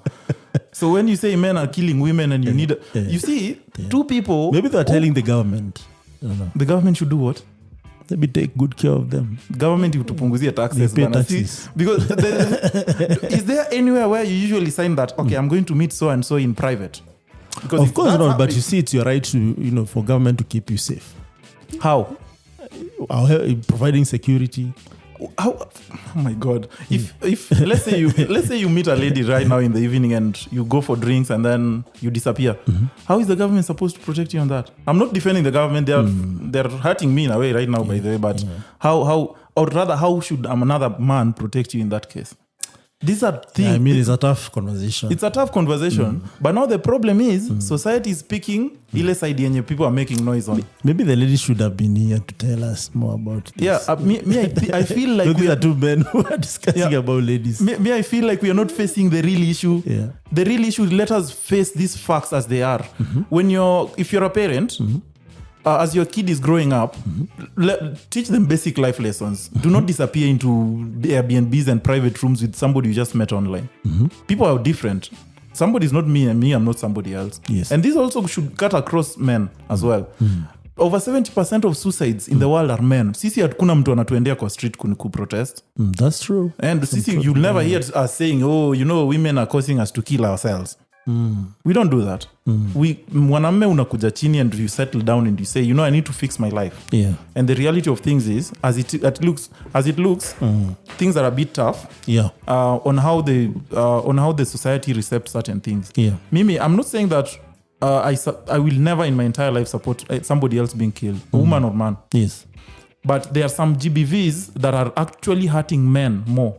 In Central, how many cases were reported of a lot of these things happening? You'll be surprised not only in Central. It's a lot. It's all over. Yeah. But it's just that a man is conditioned not to say, you know what, I'm being hurt. Or even there are no organization actually to take care of this. But even right now, if I tell you to mention 3 women organizations, you could really mention some of them. But if I tell you to mention even one, maybe for men, you never know where to start. And I think that's where the problem is. The problem is not that these cases, for lack of, I wish there was a better way to say it. These things will still continue happening if people don't want to face facts. But it should not, for me, how I look at it should not be men versus women. Yes. It should be the wrongdoers versus the innocent souls. That is exactly my point. Because the fight right now is against men versus women. Yeah. Oh, men, women, this way, this way. The reality of things here is every single person is vulnerable. Every single person is vulnerable. There is nothing like Mimi, because I'm a man. Now, Mimi, I can just go into Airbnb with somebody and know that tomorrow I'll be safe. There's nothing like that. Yeah. Let us face reality from do some due diligence with someone. Hey, me basi me no naishingi like funny. Mimi, I wish there was a lady. I have a couple of questions around this issue that I would love to ask a lady. But now there's none. Because also over time I've realized as men, by the way, we overlook a lot of things. And one of those things that how women think and perceive things. Yeah. Because for me, yes, I've been brought up as a man to protect a woman. Yeah. Right? At whatever costs. Yeah. Right? But over time, I'm like, are they willing to be protected? Now even you have to ask for consent for protection. You know, there are all these underlying factors that are coming up that I will have to get some clarity from a woman.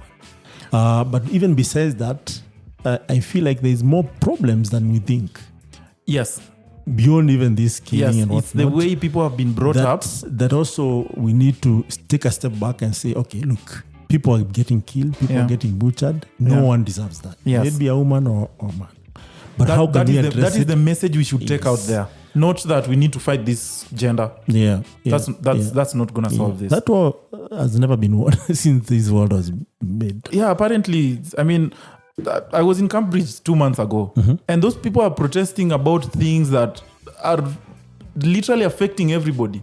What are they protesting about? Ameenda kwa street akisema ati, you know, this government, they were protesting against this Palestine stuff that was going on the other day, and their demonstrations were. I even posted it on social media. Is it the Gaza thing? Or? Yeah, it was the Gaza thing. Gaza getting... and they were holding very peaceful protests. The other day, it's, I think, less than a week ago, farmers were protesting against the EU. Nobody went there to make noise. They're not getting paid, or what is happening with the EU? They were complaining of some competition about them not making money with their agri produce and blah, blah, blah. The EU promised them that, you know, they'll be buying from them, but then I don't know, they're buying from somewhere. Maybe it's America or Africa, I don't know. I see.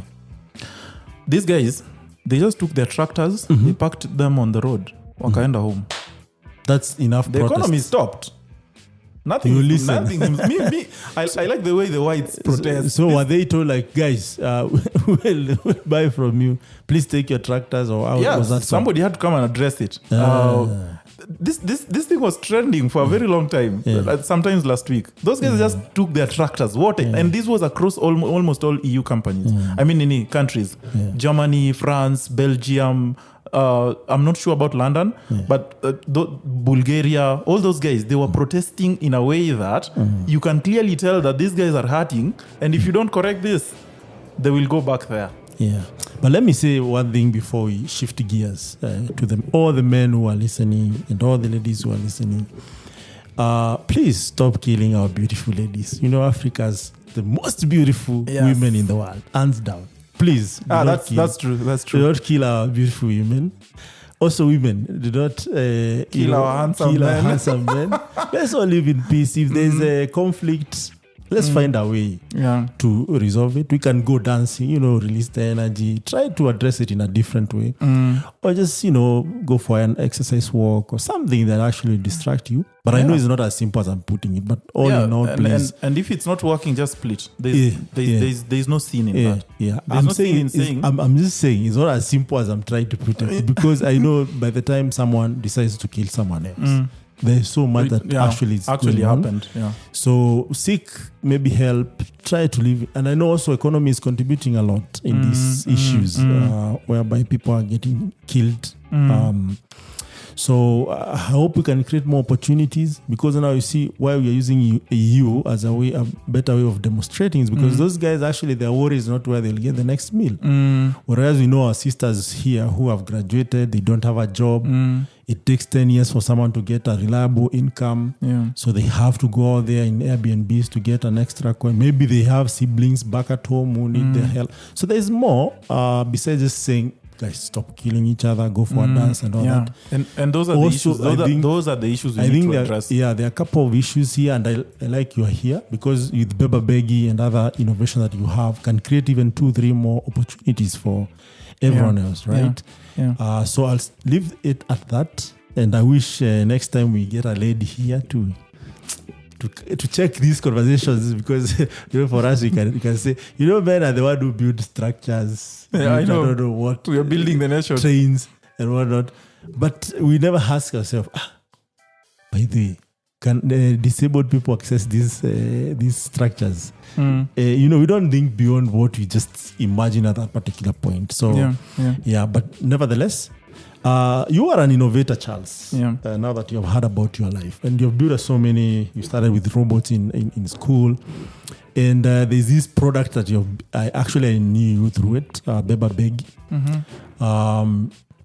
And it's really a game-changing product. Guys, if you think about Beba Begi, we're talking about a locker that you can, place your goodies, but you'll talk about it more. But for those who are listening to us from maybe other places, I'm sure people have picked their Amazon delivery. And you get a pin that you key in your locker, and you get your package and close it.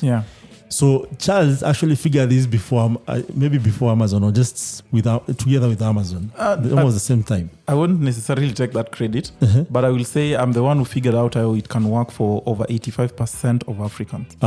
Very nice, very nice. Which is just huge. It's huge, if Amazon was operating here, Chief, we will not be. I'll be waiting for them. We'll not be talking here without something to drink. I'll create conversations with them. The only problem is anyway. But I hear they're coming soon. They started with the data center, I think, last year.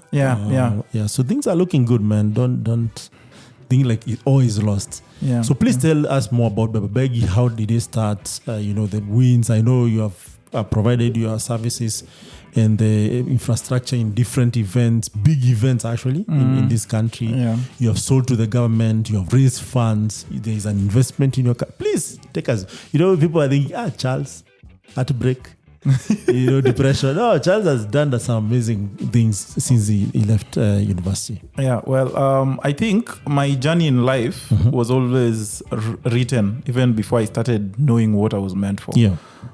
Because to be honest, employment has consistently failed on me. Have you ever been employed? Yes.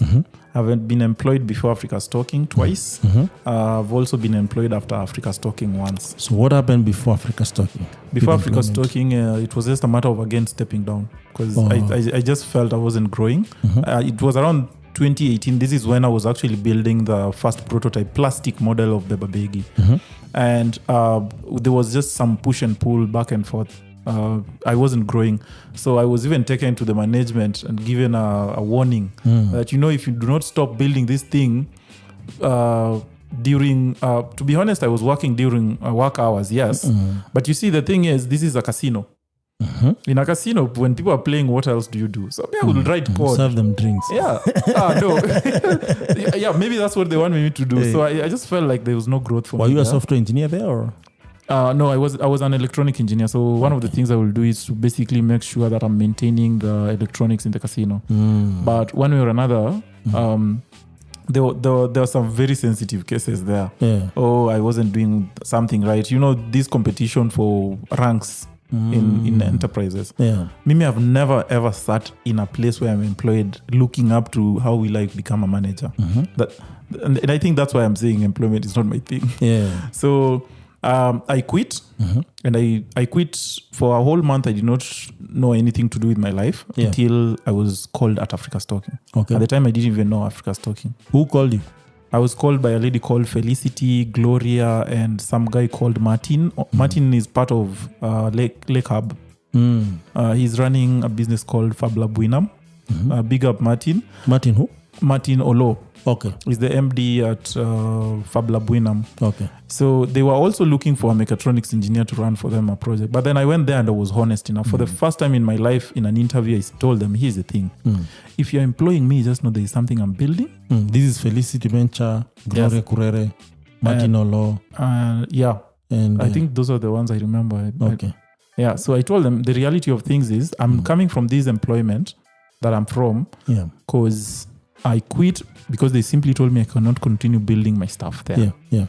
So if that is the case with this job, I'll humbly turn it down and I'll just go back home nilime.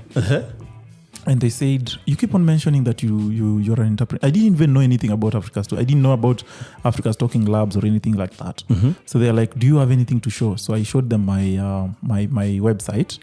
And they were like, wait, you build all this stuff. So at the time, it was mostly robotics and stuff.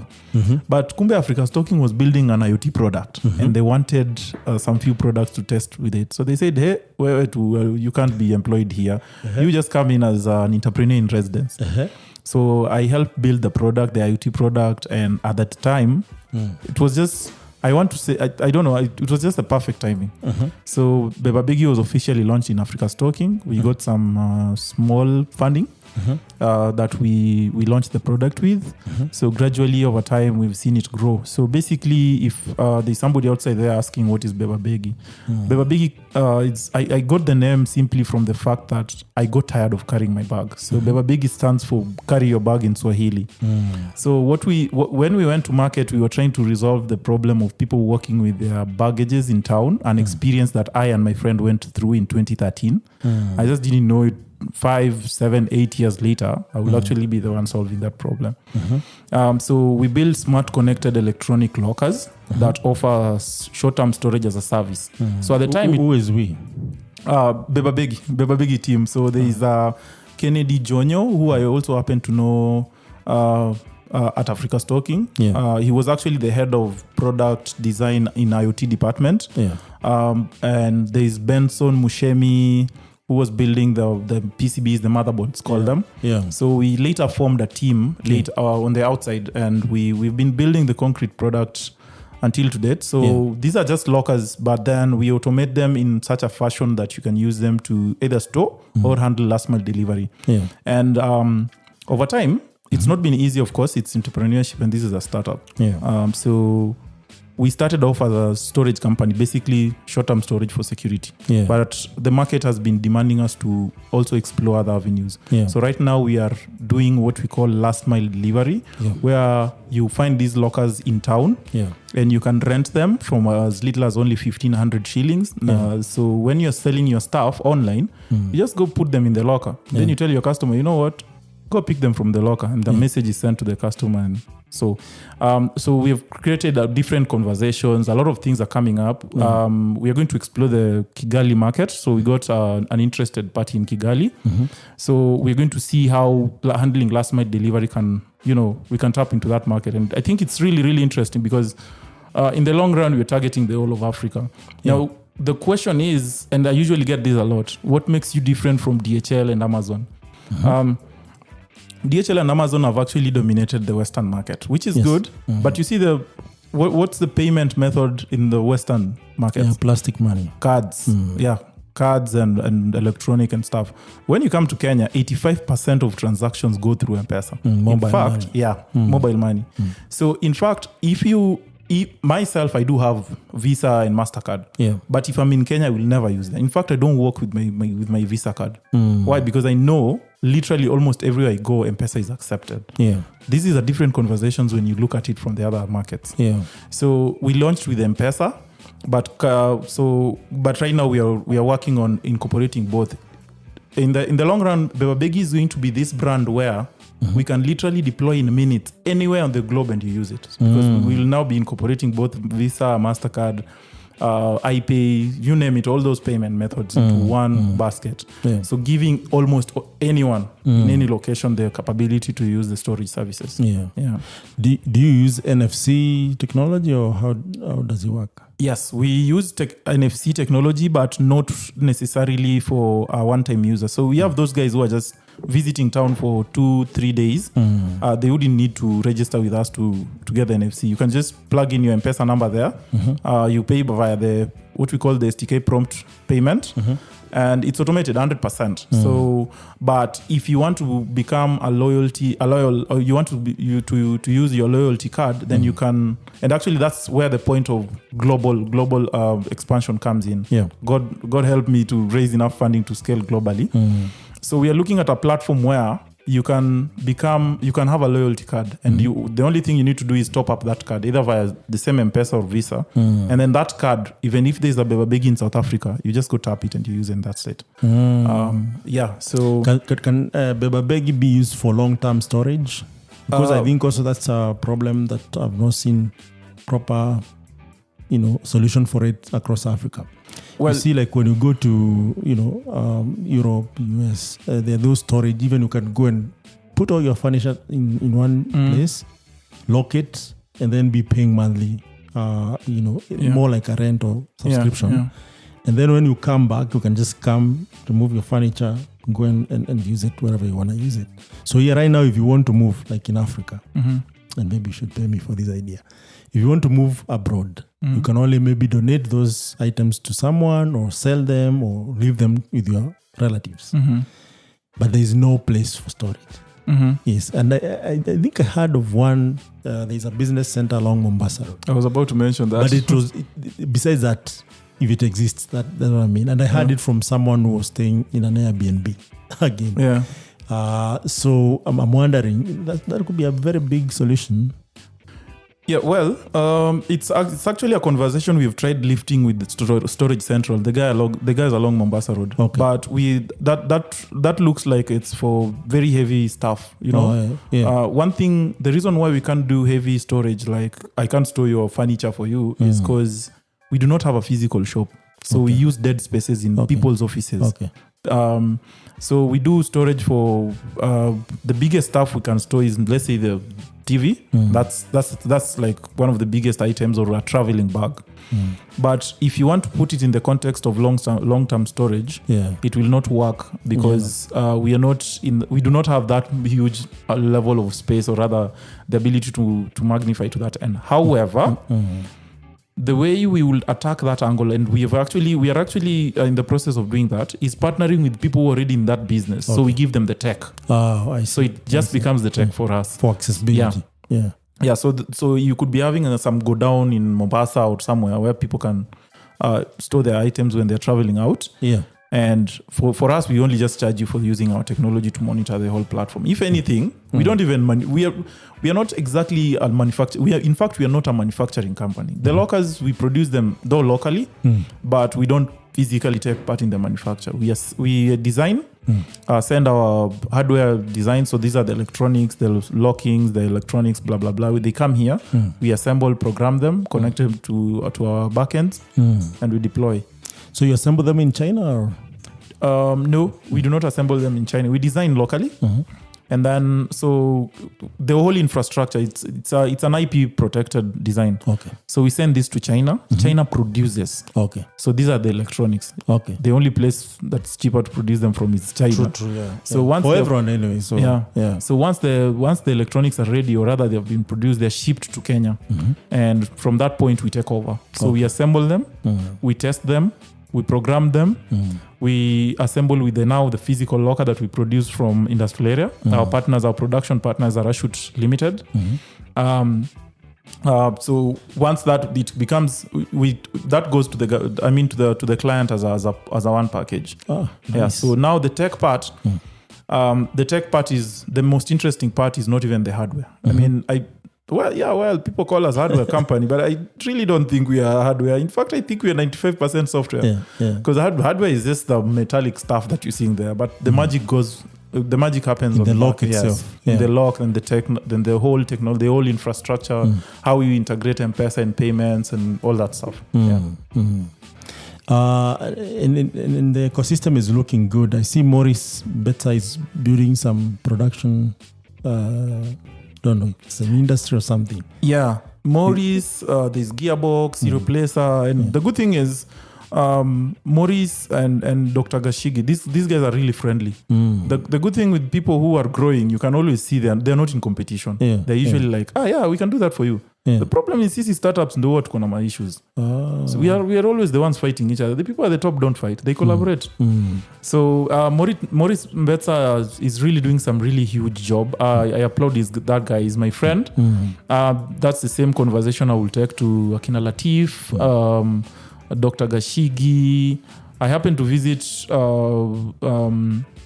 Raspberry Pi Center in Cambridge as well, and it's just amazing how you can hear them talk about a product that comes from Kenya in a place where and they're Dr. Gashigi's the same doctor, yes, we work really close with him, so it's a really interesting conversation on how digitalization of creating, the use of digitalized solutions in solving Africa's problem. And that's why I usually say tech is my food. I can feed Africa with it in a heartbeat.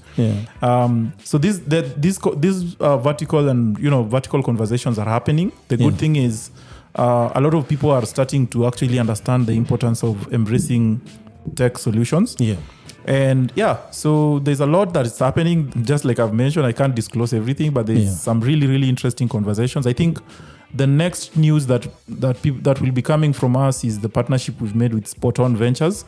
So Spot On will be having that package of storing your item if you're traveling, if you're visiting and using their vacation packages. So you can use the lockers there. They also have some sponsored events where we will be giving storage as a service. And I think those conversations keep on growing. And then, like I mentioned earlier, this conversation in Rwanda is really interesting. All right. And I understand you have used Africa Stocking technology extensively. Yes. Please expand on that. Hey. Africa Stocking is a part of the sponsor of this podcast. I think Africa Stocking is always my home. First of all, let's even start with Sam Gikandi himself. Shout out to Sam Gikandi, man. He's showed up for so many guys. That guy, me, I usually just say, if there's one person I usually pray for, Asigoya Anguka, no matter, I listen to his podcast and I inbox him on that day in Kambia, boss. You have gone through all this stuff, even ukiwa na sisi. Yenyewe ulikuwa umetuweka under your umbrella. That guy, Sam is literally my mentor. And Sam has taught me things in life, either through directly interacting with me or sharing his stories with me. The good thing with him is he will not sugarcoat stuff. He'll just tell you things as they are. So Sam has really come through for me. Even right now, we don't have we're still at Africa Stocking, so this is still home for me. And I really need to bring it across that I don't think, to be honest, without Africa Stocking we will be where we are. The story will not be because possible. We started using all those services from them. At the time there was payments, there was IoT, there was SMS. Literally the 70 to 80% of Beba Begi's infrastructure was hosted here. And even right now, we're still using your services. So we are heavily using SMS. We are progressively advancing to USSD in the future because obviously we will want to expand our use cases. So, and I don't see any. And the good thing is Africa Stocking has good footprints all over Africa. So it gets easier for us to even expand in another market because scaling becomes much easier. Scaling becomes easier. You can imagine if I have to start with a messaging company in Tanzania and then another one in Morocco and then another one in Egypt, it will be hectic. But then if you know that you're working with a company that is already in these markets, it becomes very easier. That's one. The second part is the kind of resources Africa Stocking gives me even up to date. The people I interact with. I mean, you're one of them, Bana. And the linkages, the conversations that lift from one place to the next. It's just amazing. I think this is a place I call home, and it will always be my home for a very long time. For sure, man. Anytime. It's just that sometimes things get busy. We want more prints in this ecosystem, but ideally we'll have all our IT users and especially devs, because devs actually can power the whole ecosystem. They can power more businesses. But also even for businesses, we have a special place for them because they create employment.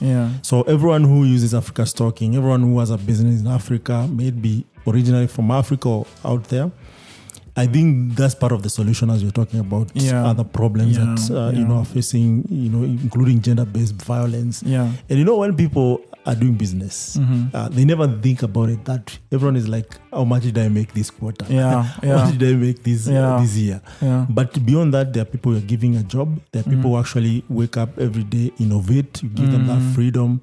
There are people who actually earn their living through these jobs.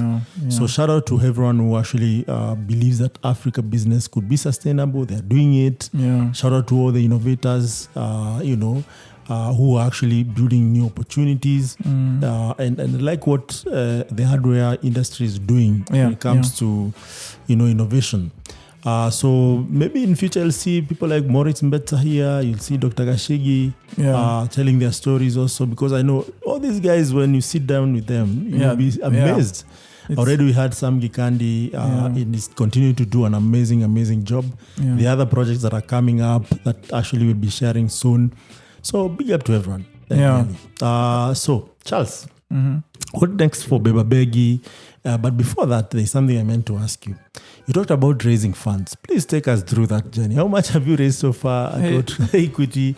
What do you need to raise? You don't have to go to specifics, but just giving someone a bigger picture about raising funds. Are the customers the best investors versus venture capitalists? There have been that conversation in the ecosystem. So I don't know what your experience is. So yes, I will be very honest. I am fundraising. Yeah. On the lower ticket of a pre-seed. I've never fundraised before. Okay. So I'm raising on the lower ticket of a pre-seed at $500K dollars. But basically this will be funds that will be used to scale in Kenya only. Okay. The reason why we are trying to basically reduce it to that level. Initially I was raising 1.5, which I still am raising 1.5 on a larger ticket, seed round. This will go to expanding all over East Africa. But over time, we've realized that one of the things that has been happening around with investors is startups don't get far because fundraising is not an easy job. Yeah. How many of us even started in AT and how many are still operational? Less than 30% of the startups are left. Yeah. It's basically because we do not get those opportunities. But a lot of things that have been turning up. There's the Africa Prize, the Africa Prize for Engineering Innovation that is actively investing into African startups. And I think it's interesting. However, I will also be very honest. Most of the funding that has come into Beba Begi has either been from our own pockets or from the reinvestments we get from our customers. So I will say the first option for any business is obviously your customer is the best investor you can have, because at the end of the day, the person you need to impress is not even the investor, it's the customer. The investor can give you 10 million shillings, but the market slaps you with, we don't want your product. Or you don't create value for them and then they end up not using you. So I think the bootstrapping journey has also come up with a lot, because most of the time I'm usually the one even on the ground studying how things are. And gradually you start realizing that even if you would have had money earlier, you wouldn't have learned all this stuff. So I'm fundraising, and I'm fundraising in more or less 2 or 3 ways. One, there is the crowd through the VCs and the stuff, but there is a model with the Beba Begi that is called a franchise model. The franchise model allows anyone at wherever you can invest in Beba Begi right now. If you have $1,000, you just basically put in, and then you have a locker of your own. You deploy it to an area where you wish, or you let us deploy it for you, and then you earn from the locker. And the good thing is you monitor everything on your phone, and we take care of everything else. So it's some form of an organic marketing, and we've gotten 2 people already investing using that model. They buy 1 locker and they see it's working, and they're like, hey, give me 10. So, and that's how we continuously push the business. So if we can actually push the business when we don't have funding, I can't. So my dream right now is to expand all over East Africa, and I want to do this within the next 2 years. If I can actually dominate the East African market, then within the next 5 years, I can potentially and confidently say that I'm now ready for the African market as a whole. So in this case, you're saying if you have $1,000, you can buy yourself a locker. Yes, from $1,000, you can have a locker station for yourself. You can even put it anywhere. If you feel like you need to put a locker at Village Market for you guys moving in out of the Sarit meetings and the expos.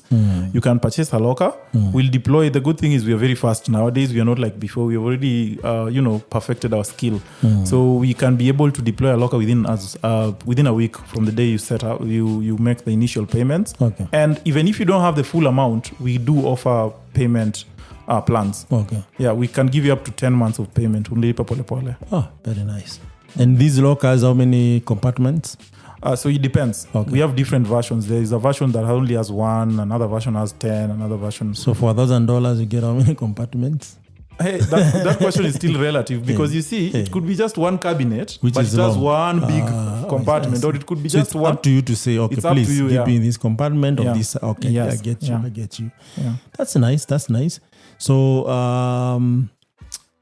when you're raising funds, what do you need? When I'm raising funds, what do I need? See, of course, I need the funds. No. I mean, like, what do you go in front of that investor with? Besides, we have, maybe you have the product, like you said, but what else? I think the most important thing is that my investor to understand the African story, the story we're trying to create value for. Yeah. Because we are not going to say that we are such a fancy, business trying to change everyone's life. But we know there is a niche that is literally begging for this solution. Yeah. So when we go to an investor, or rather, I would also appreciate if there is an investor listening. The first thing we want you to understand is the story we're trying to create. It's not even that we have a fancy techno. Okay, we know we are smart. But in the long run, being smart doesn't... It's part of the job. Yeah. It's like 10%. It doesn't. Smartness doesn't put food on top of other people's tables. Yeah. So first of all, it's changing the African narrative because, like you said, you have traveled places. Maybe mimi ndo nimeanza kutravel a bit. I see you there. But the reality of things is we are suffering, yet we have the skill set here. The only thing is the only thing that I personally find hard with fundraising is it's very hard for investors to trust African startups. I don't know why. It gets easy when there's a person from outside. The white, when you have the white, the white syndrome. They call it the white founder syndrome. But that's. I mean, I am the one who was born here. I am the one who goes through this problem every day. I'm the one who understands it. So I think it's a journey that we need to travel together. Let's not put it that I'm not going to give you my money because you're from here. I'm going to give somebody else who can trust you. Yeah. And it's not been easy because explaining yourself to investors, and that has actually been a serious part of my problem because I'm always talking the customer language, not the investor language. I know if I talk to a customer, the chances of customer committing to use my product is very fast. In fact, chances are you won't even wait for me to finish 2 minutes. You'll be like, where are your lockers? But for an investor, they'll be back and forth. And now the worst part, and this is something I've gone through. This is very sad. There are investors, local investors, who are manipulating how startups are raising. It's a very sad thing. I will not mention names. But how do you give me a ticket? You say, I'm going to give you $100,000, but I'm taking 14%. No questions asked. Because you got $100,000. Yeah. So would you say this is bribery or this is kickback? This is literally robbing me of my company. I won't fundraising is a negotiation. Wait a minute. They take 14% of your company for 100,000, or they take 14% of 100,000? No, they take 14. They give you $100,000. They take 14% of your company. No questions asked. No bargaining. So you raise how many times? That's the question, because 9 times you have no company. 9 times you have no company. And you have how much? $1 million? Yeah.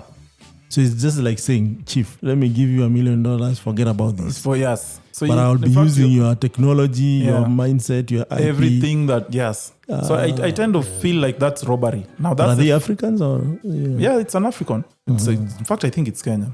But don't forget, even when the colonizer was here, they were chiefs. They were not white. They were not colonizers. They are the ones who actually used to whip you and sell you. And, so all these things actually, if you study where we have come from, it's very important to be cognizant of what actually happened. These people do not, we actually live with them. We live with their children's children. All these people are there. Yeah. Maybe the mindset is still the same, where they believe that if anything has to happen in this country or throughout Africa, we have to get something out of it. Yeah, yeah. So it's so sad to see it, but it's the reality. Yeah. So be careful for any, innovator out there raising funds or building solutions. There are people like that. Yeah. Yeah. And I think that's the one narrative in the fundraising field that I know if I can strongly stand against, it's that. But do you think if Africans should come together and, start investing in ourselves? That's the other problem. The problem again is there are African VCs, in fact, Kenyan VCs. But then there are term sheets and, the conditions of pushing investments into you. It's like they're telling you you're doing you a favor. The truth of the matter is in when an investor comes into your company, he's not doing you a favor. You're doing them a favor. In fact, it's a 50-50 kind of thing. You're bringing in your money, I grow it. Okay. As I grow myself. Yeah, as I grow myself. So basically, it's not like, hey, me umeniokota kwa streets, unanipea do ndio nikue mtu. I think that's a very bad narrative. So do you think poverty mentality, stigmatization that you went through when you were a kid is still even there, even at this level? Whereby people look at you, because you are Charles, I'm doing you a favor. Well, I wouldn't look at it from that angle. Well, when it comes to business, I usually put everything I've gone through in life kando. Because in the long run, the story could be good, but you could have gone through the worst parts of your life. But if you're building a solution that creates no value for the African person, I trust done me. Deal. Yeah. And the other thing is, the other thing I will also strongly say about investments. Western investors come into Africa. Yeah. And push money because of a good pitch. It's a very sad story. And then you push money into companies that you have they are telling you that they have done their statistics and their homeworks, and you fall for them. And then there's maybe a company too hapa chini. Nobody knows much about it, but it's actually doing things. So you push money. I could literally go into a pitch with someone else and they raise mbele yangu, and then they die after 2 years. Mimi, I've been in the market for 3. This is my 4th year. Yeah. And I think there's no enough data or rather research that is put into investments. Then now the final one. There are these guys who put up a pitch battle in the name of grant supporting climate resilient, what blah blah blah. And this is not specific now. This is almost all of them. In 2022, November 22nd, I won a grant of $3,000. To date, I've never gotten that money. Where did it go? I don't know. So were we being used to basically, pitch our ideas there and then... Because every time we try to raise... Because founders go through a lot. So when you tell them that, you know what, you have won $3,000 and it will be disbursed to you in 3 months, a founder is already writing up how that money will be channeled now. So when you don't give them money and the excuse you're giving are quite lame at our partners have not disbursed the money. Yeah. And so the question is, why are you putting up something that you didn't have money for? Then that's suspicious. The worst part is we've even tried directing this all the way to the governor, Nairobi County. They say, when somebody says that, he wants to put his money wherever, you can't control it. But I'm telling I really did try and argue with them. Yeah. I believe, he recently just resigned. What is his name? Angola. Victor, yes. I've had a very, very intense conversation with Victor on the same. And I did tell him, hey, Manze, you guys need to have some sort of way of regulating which accelerator programs are being accepted. Because some of these guys are just idea mining. Do they come in with the county government or... No, they don't come in with the county government. Si mtu anaweza mua tu sahi yake competition inaitwa Africa's Talking Climate podcast. For instance, you come in and present a few videos of your podcast and then you're told you've won. Kumbe, these guys are just... I call them idea mining. Because if you're not giving me money, then what are you doing? You want to hear my pitch, you tell me I send you my pitch deck, my traction, blah, blah, blah.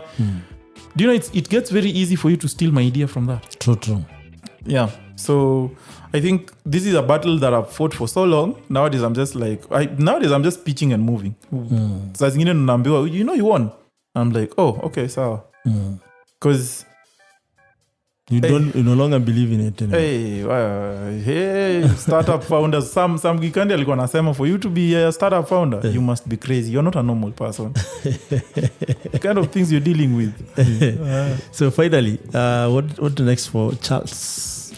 I think we right now, one of the biggest things is we are about to release a version 3 of the product, or rather Beba Begi, and this will see the product being having diverse use cases that solve even the problems of the mama mbogas. Okay. So one of the new use cases we are exploring is using solar powered technology for the lockers in handling last mile delivery for fresh vegetables. Yeah. The problem is right now, even in Northeastern, is food has to move all the way from Central all the way there. And then ikifika hapo, people are rushing to take it to the market.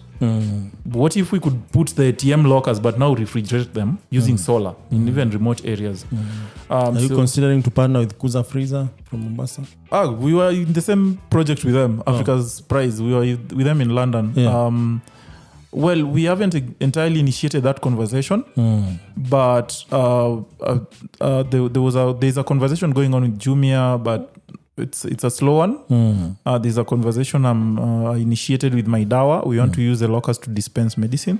There's a conversation we've initiated with a couple of other startups. But one thing that has come into light is our biggest market is actually the SMEs. Okay. Because it takes a shorter time for approval. So and Jumia, for lack of a better word, Jumia have been tumekuwa tukiongea nao for a very long time. We've been talking to them since 2019, and we're just getting back and forth. And tomorrow a startup in logistics comes and says, "This we can use this. Please, please deploy it for us." So that's one. And then the other one is we are taking lockers to the coast. So ukiwa pale Pirates, you can now work with your laptop.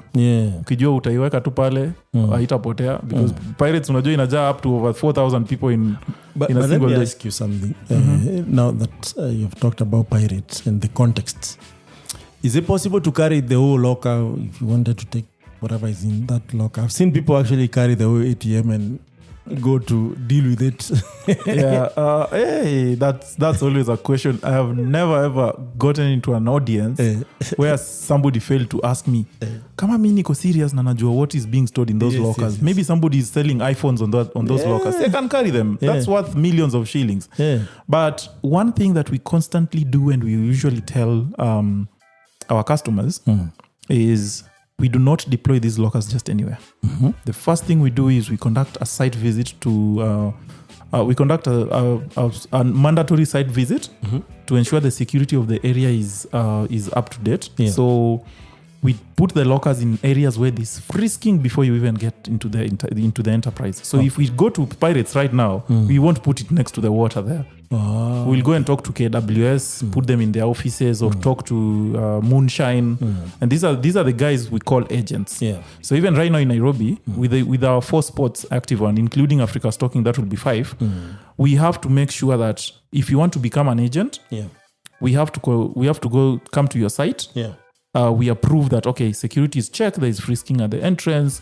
We train the agent on how to operate the lockers in the event there is any eventualities, because much as it's automated, we still anticipate the weird cases. And we try to cut them as soon as possible. So mandatory site visit is a must. Very nice, very nice. So Prince, thank you so much for gracing our podcasts. Thank you very much. How was your host, Michael Kimathi? Mike is great, Bana. I think taking this conversation a notch higher on a podcast is really, really great. I must admit, this is my first experience in a podcast. I've never done this before. I usually just see people wearing these big things. But thank you so much. I think this was also the good thing with these things is you do realize when you're telling your story, you do realize what this is actually me telling my story of how far I've come. So this was very also, informative session on even finding myself even more. So I really do appreciate, and I hope my story reaches out to somebody who may need it. They usually say that whatever it is that you've gone through in life will be somebody's map into getting through something hard or a hard time they're going through. So yeah. Very nice. You want to shout out to our listeners, fans and whatnot, and encourage them to share, Yeah, I think young people, particularly the youth, I usually say, I'll never stop being a youth. Mm-hmm. So the youth, the thing is, we all have stories. And I think sometimes trying to tell the world about these stories, because you tend to feel like there's some sort of stigmatization, and this is not just about gender-based kind of a story you need to tell. Come out. If something is holding you back based on what you have been through, I want to tell you that I really did conquer a lot of things and some of them still do happen, but nowadays I'm just like, this is something I've tackled before. So come out of that shell, because sometimes, like I said, if you're in a loop where you feel you're not growing, you need to start finding a way out, because that loop is remaining in one place in the whole of your life is not how you are predestined to to grow beyond. You'll never realize your potential if you're sitting in a comfort zone. So step out of your comfort zone, find your place in the world, and create a difference. Very nice, very nice. So thank you so much again, Prince. So please subscribe, share, like.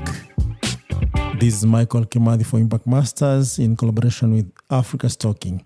So for me, I've made it a habit to part shots using African proverbs or proverb from the wise men or wise ancestors. And today's proverb is a man's honor is like an egg. If he does not hold it properly, it falls and breaks. That's a proverb from West Africa. Until next time, see you.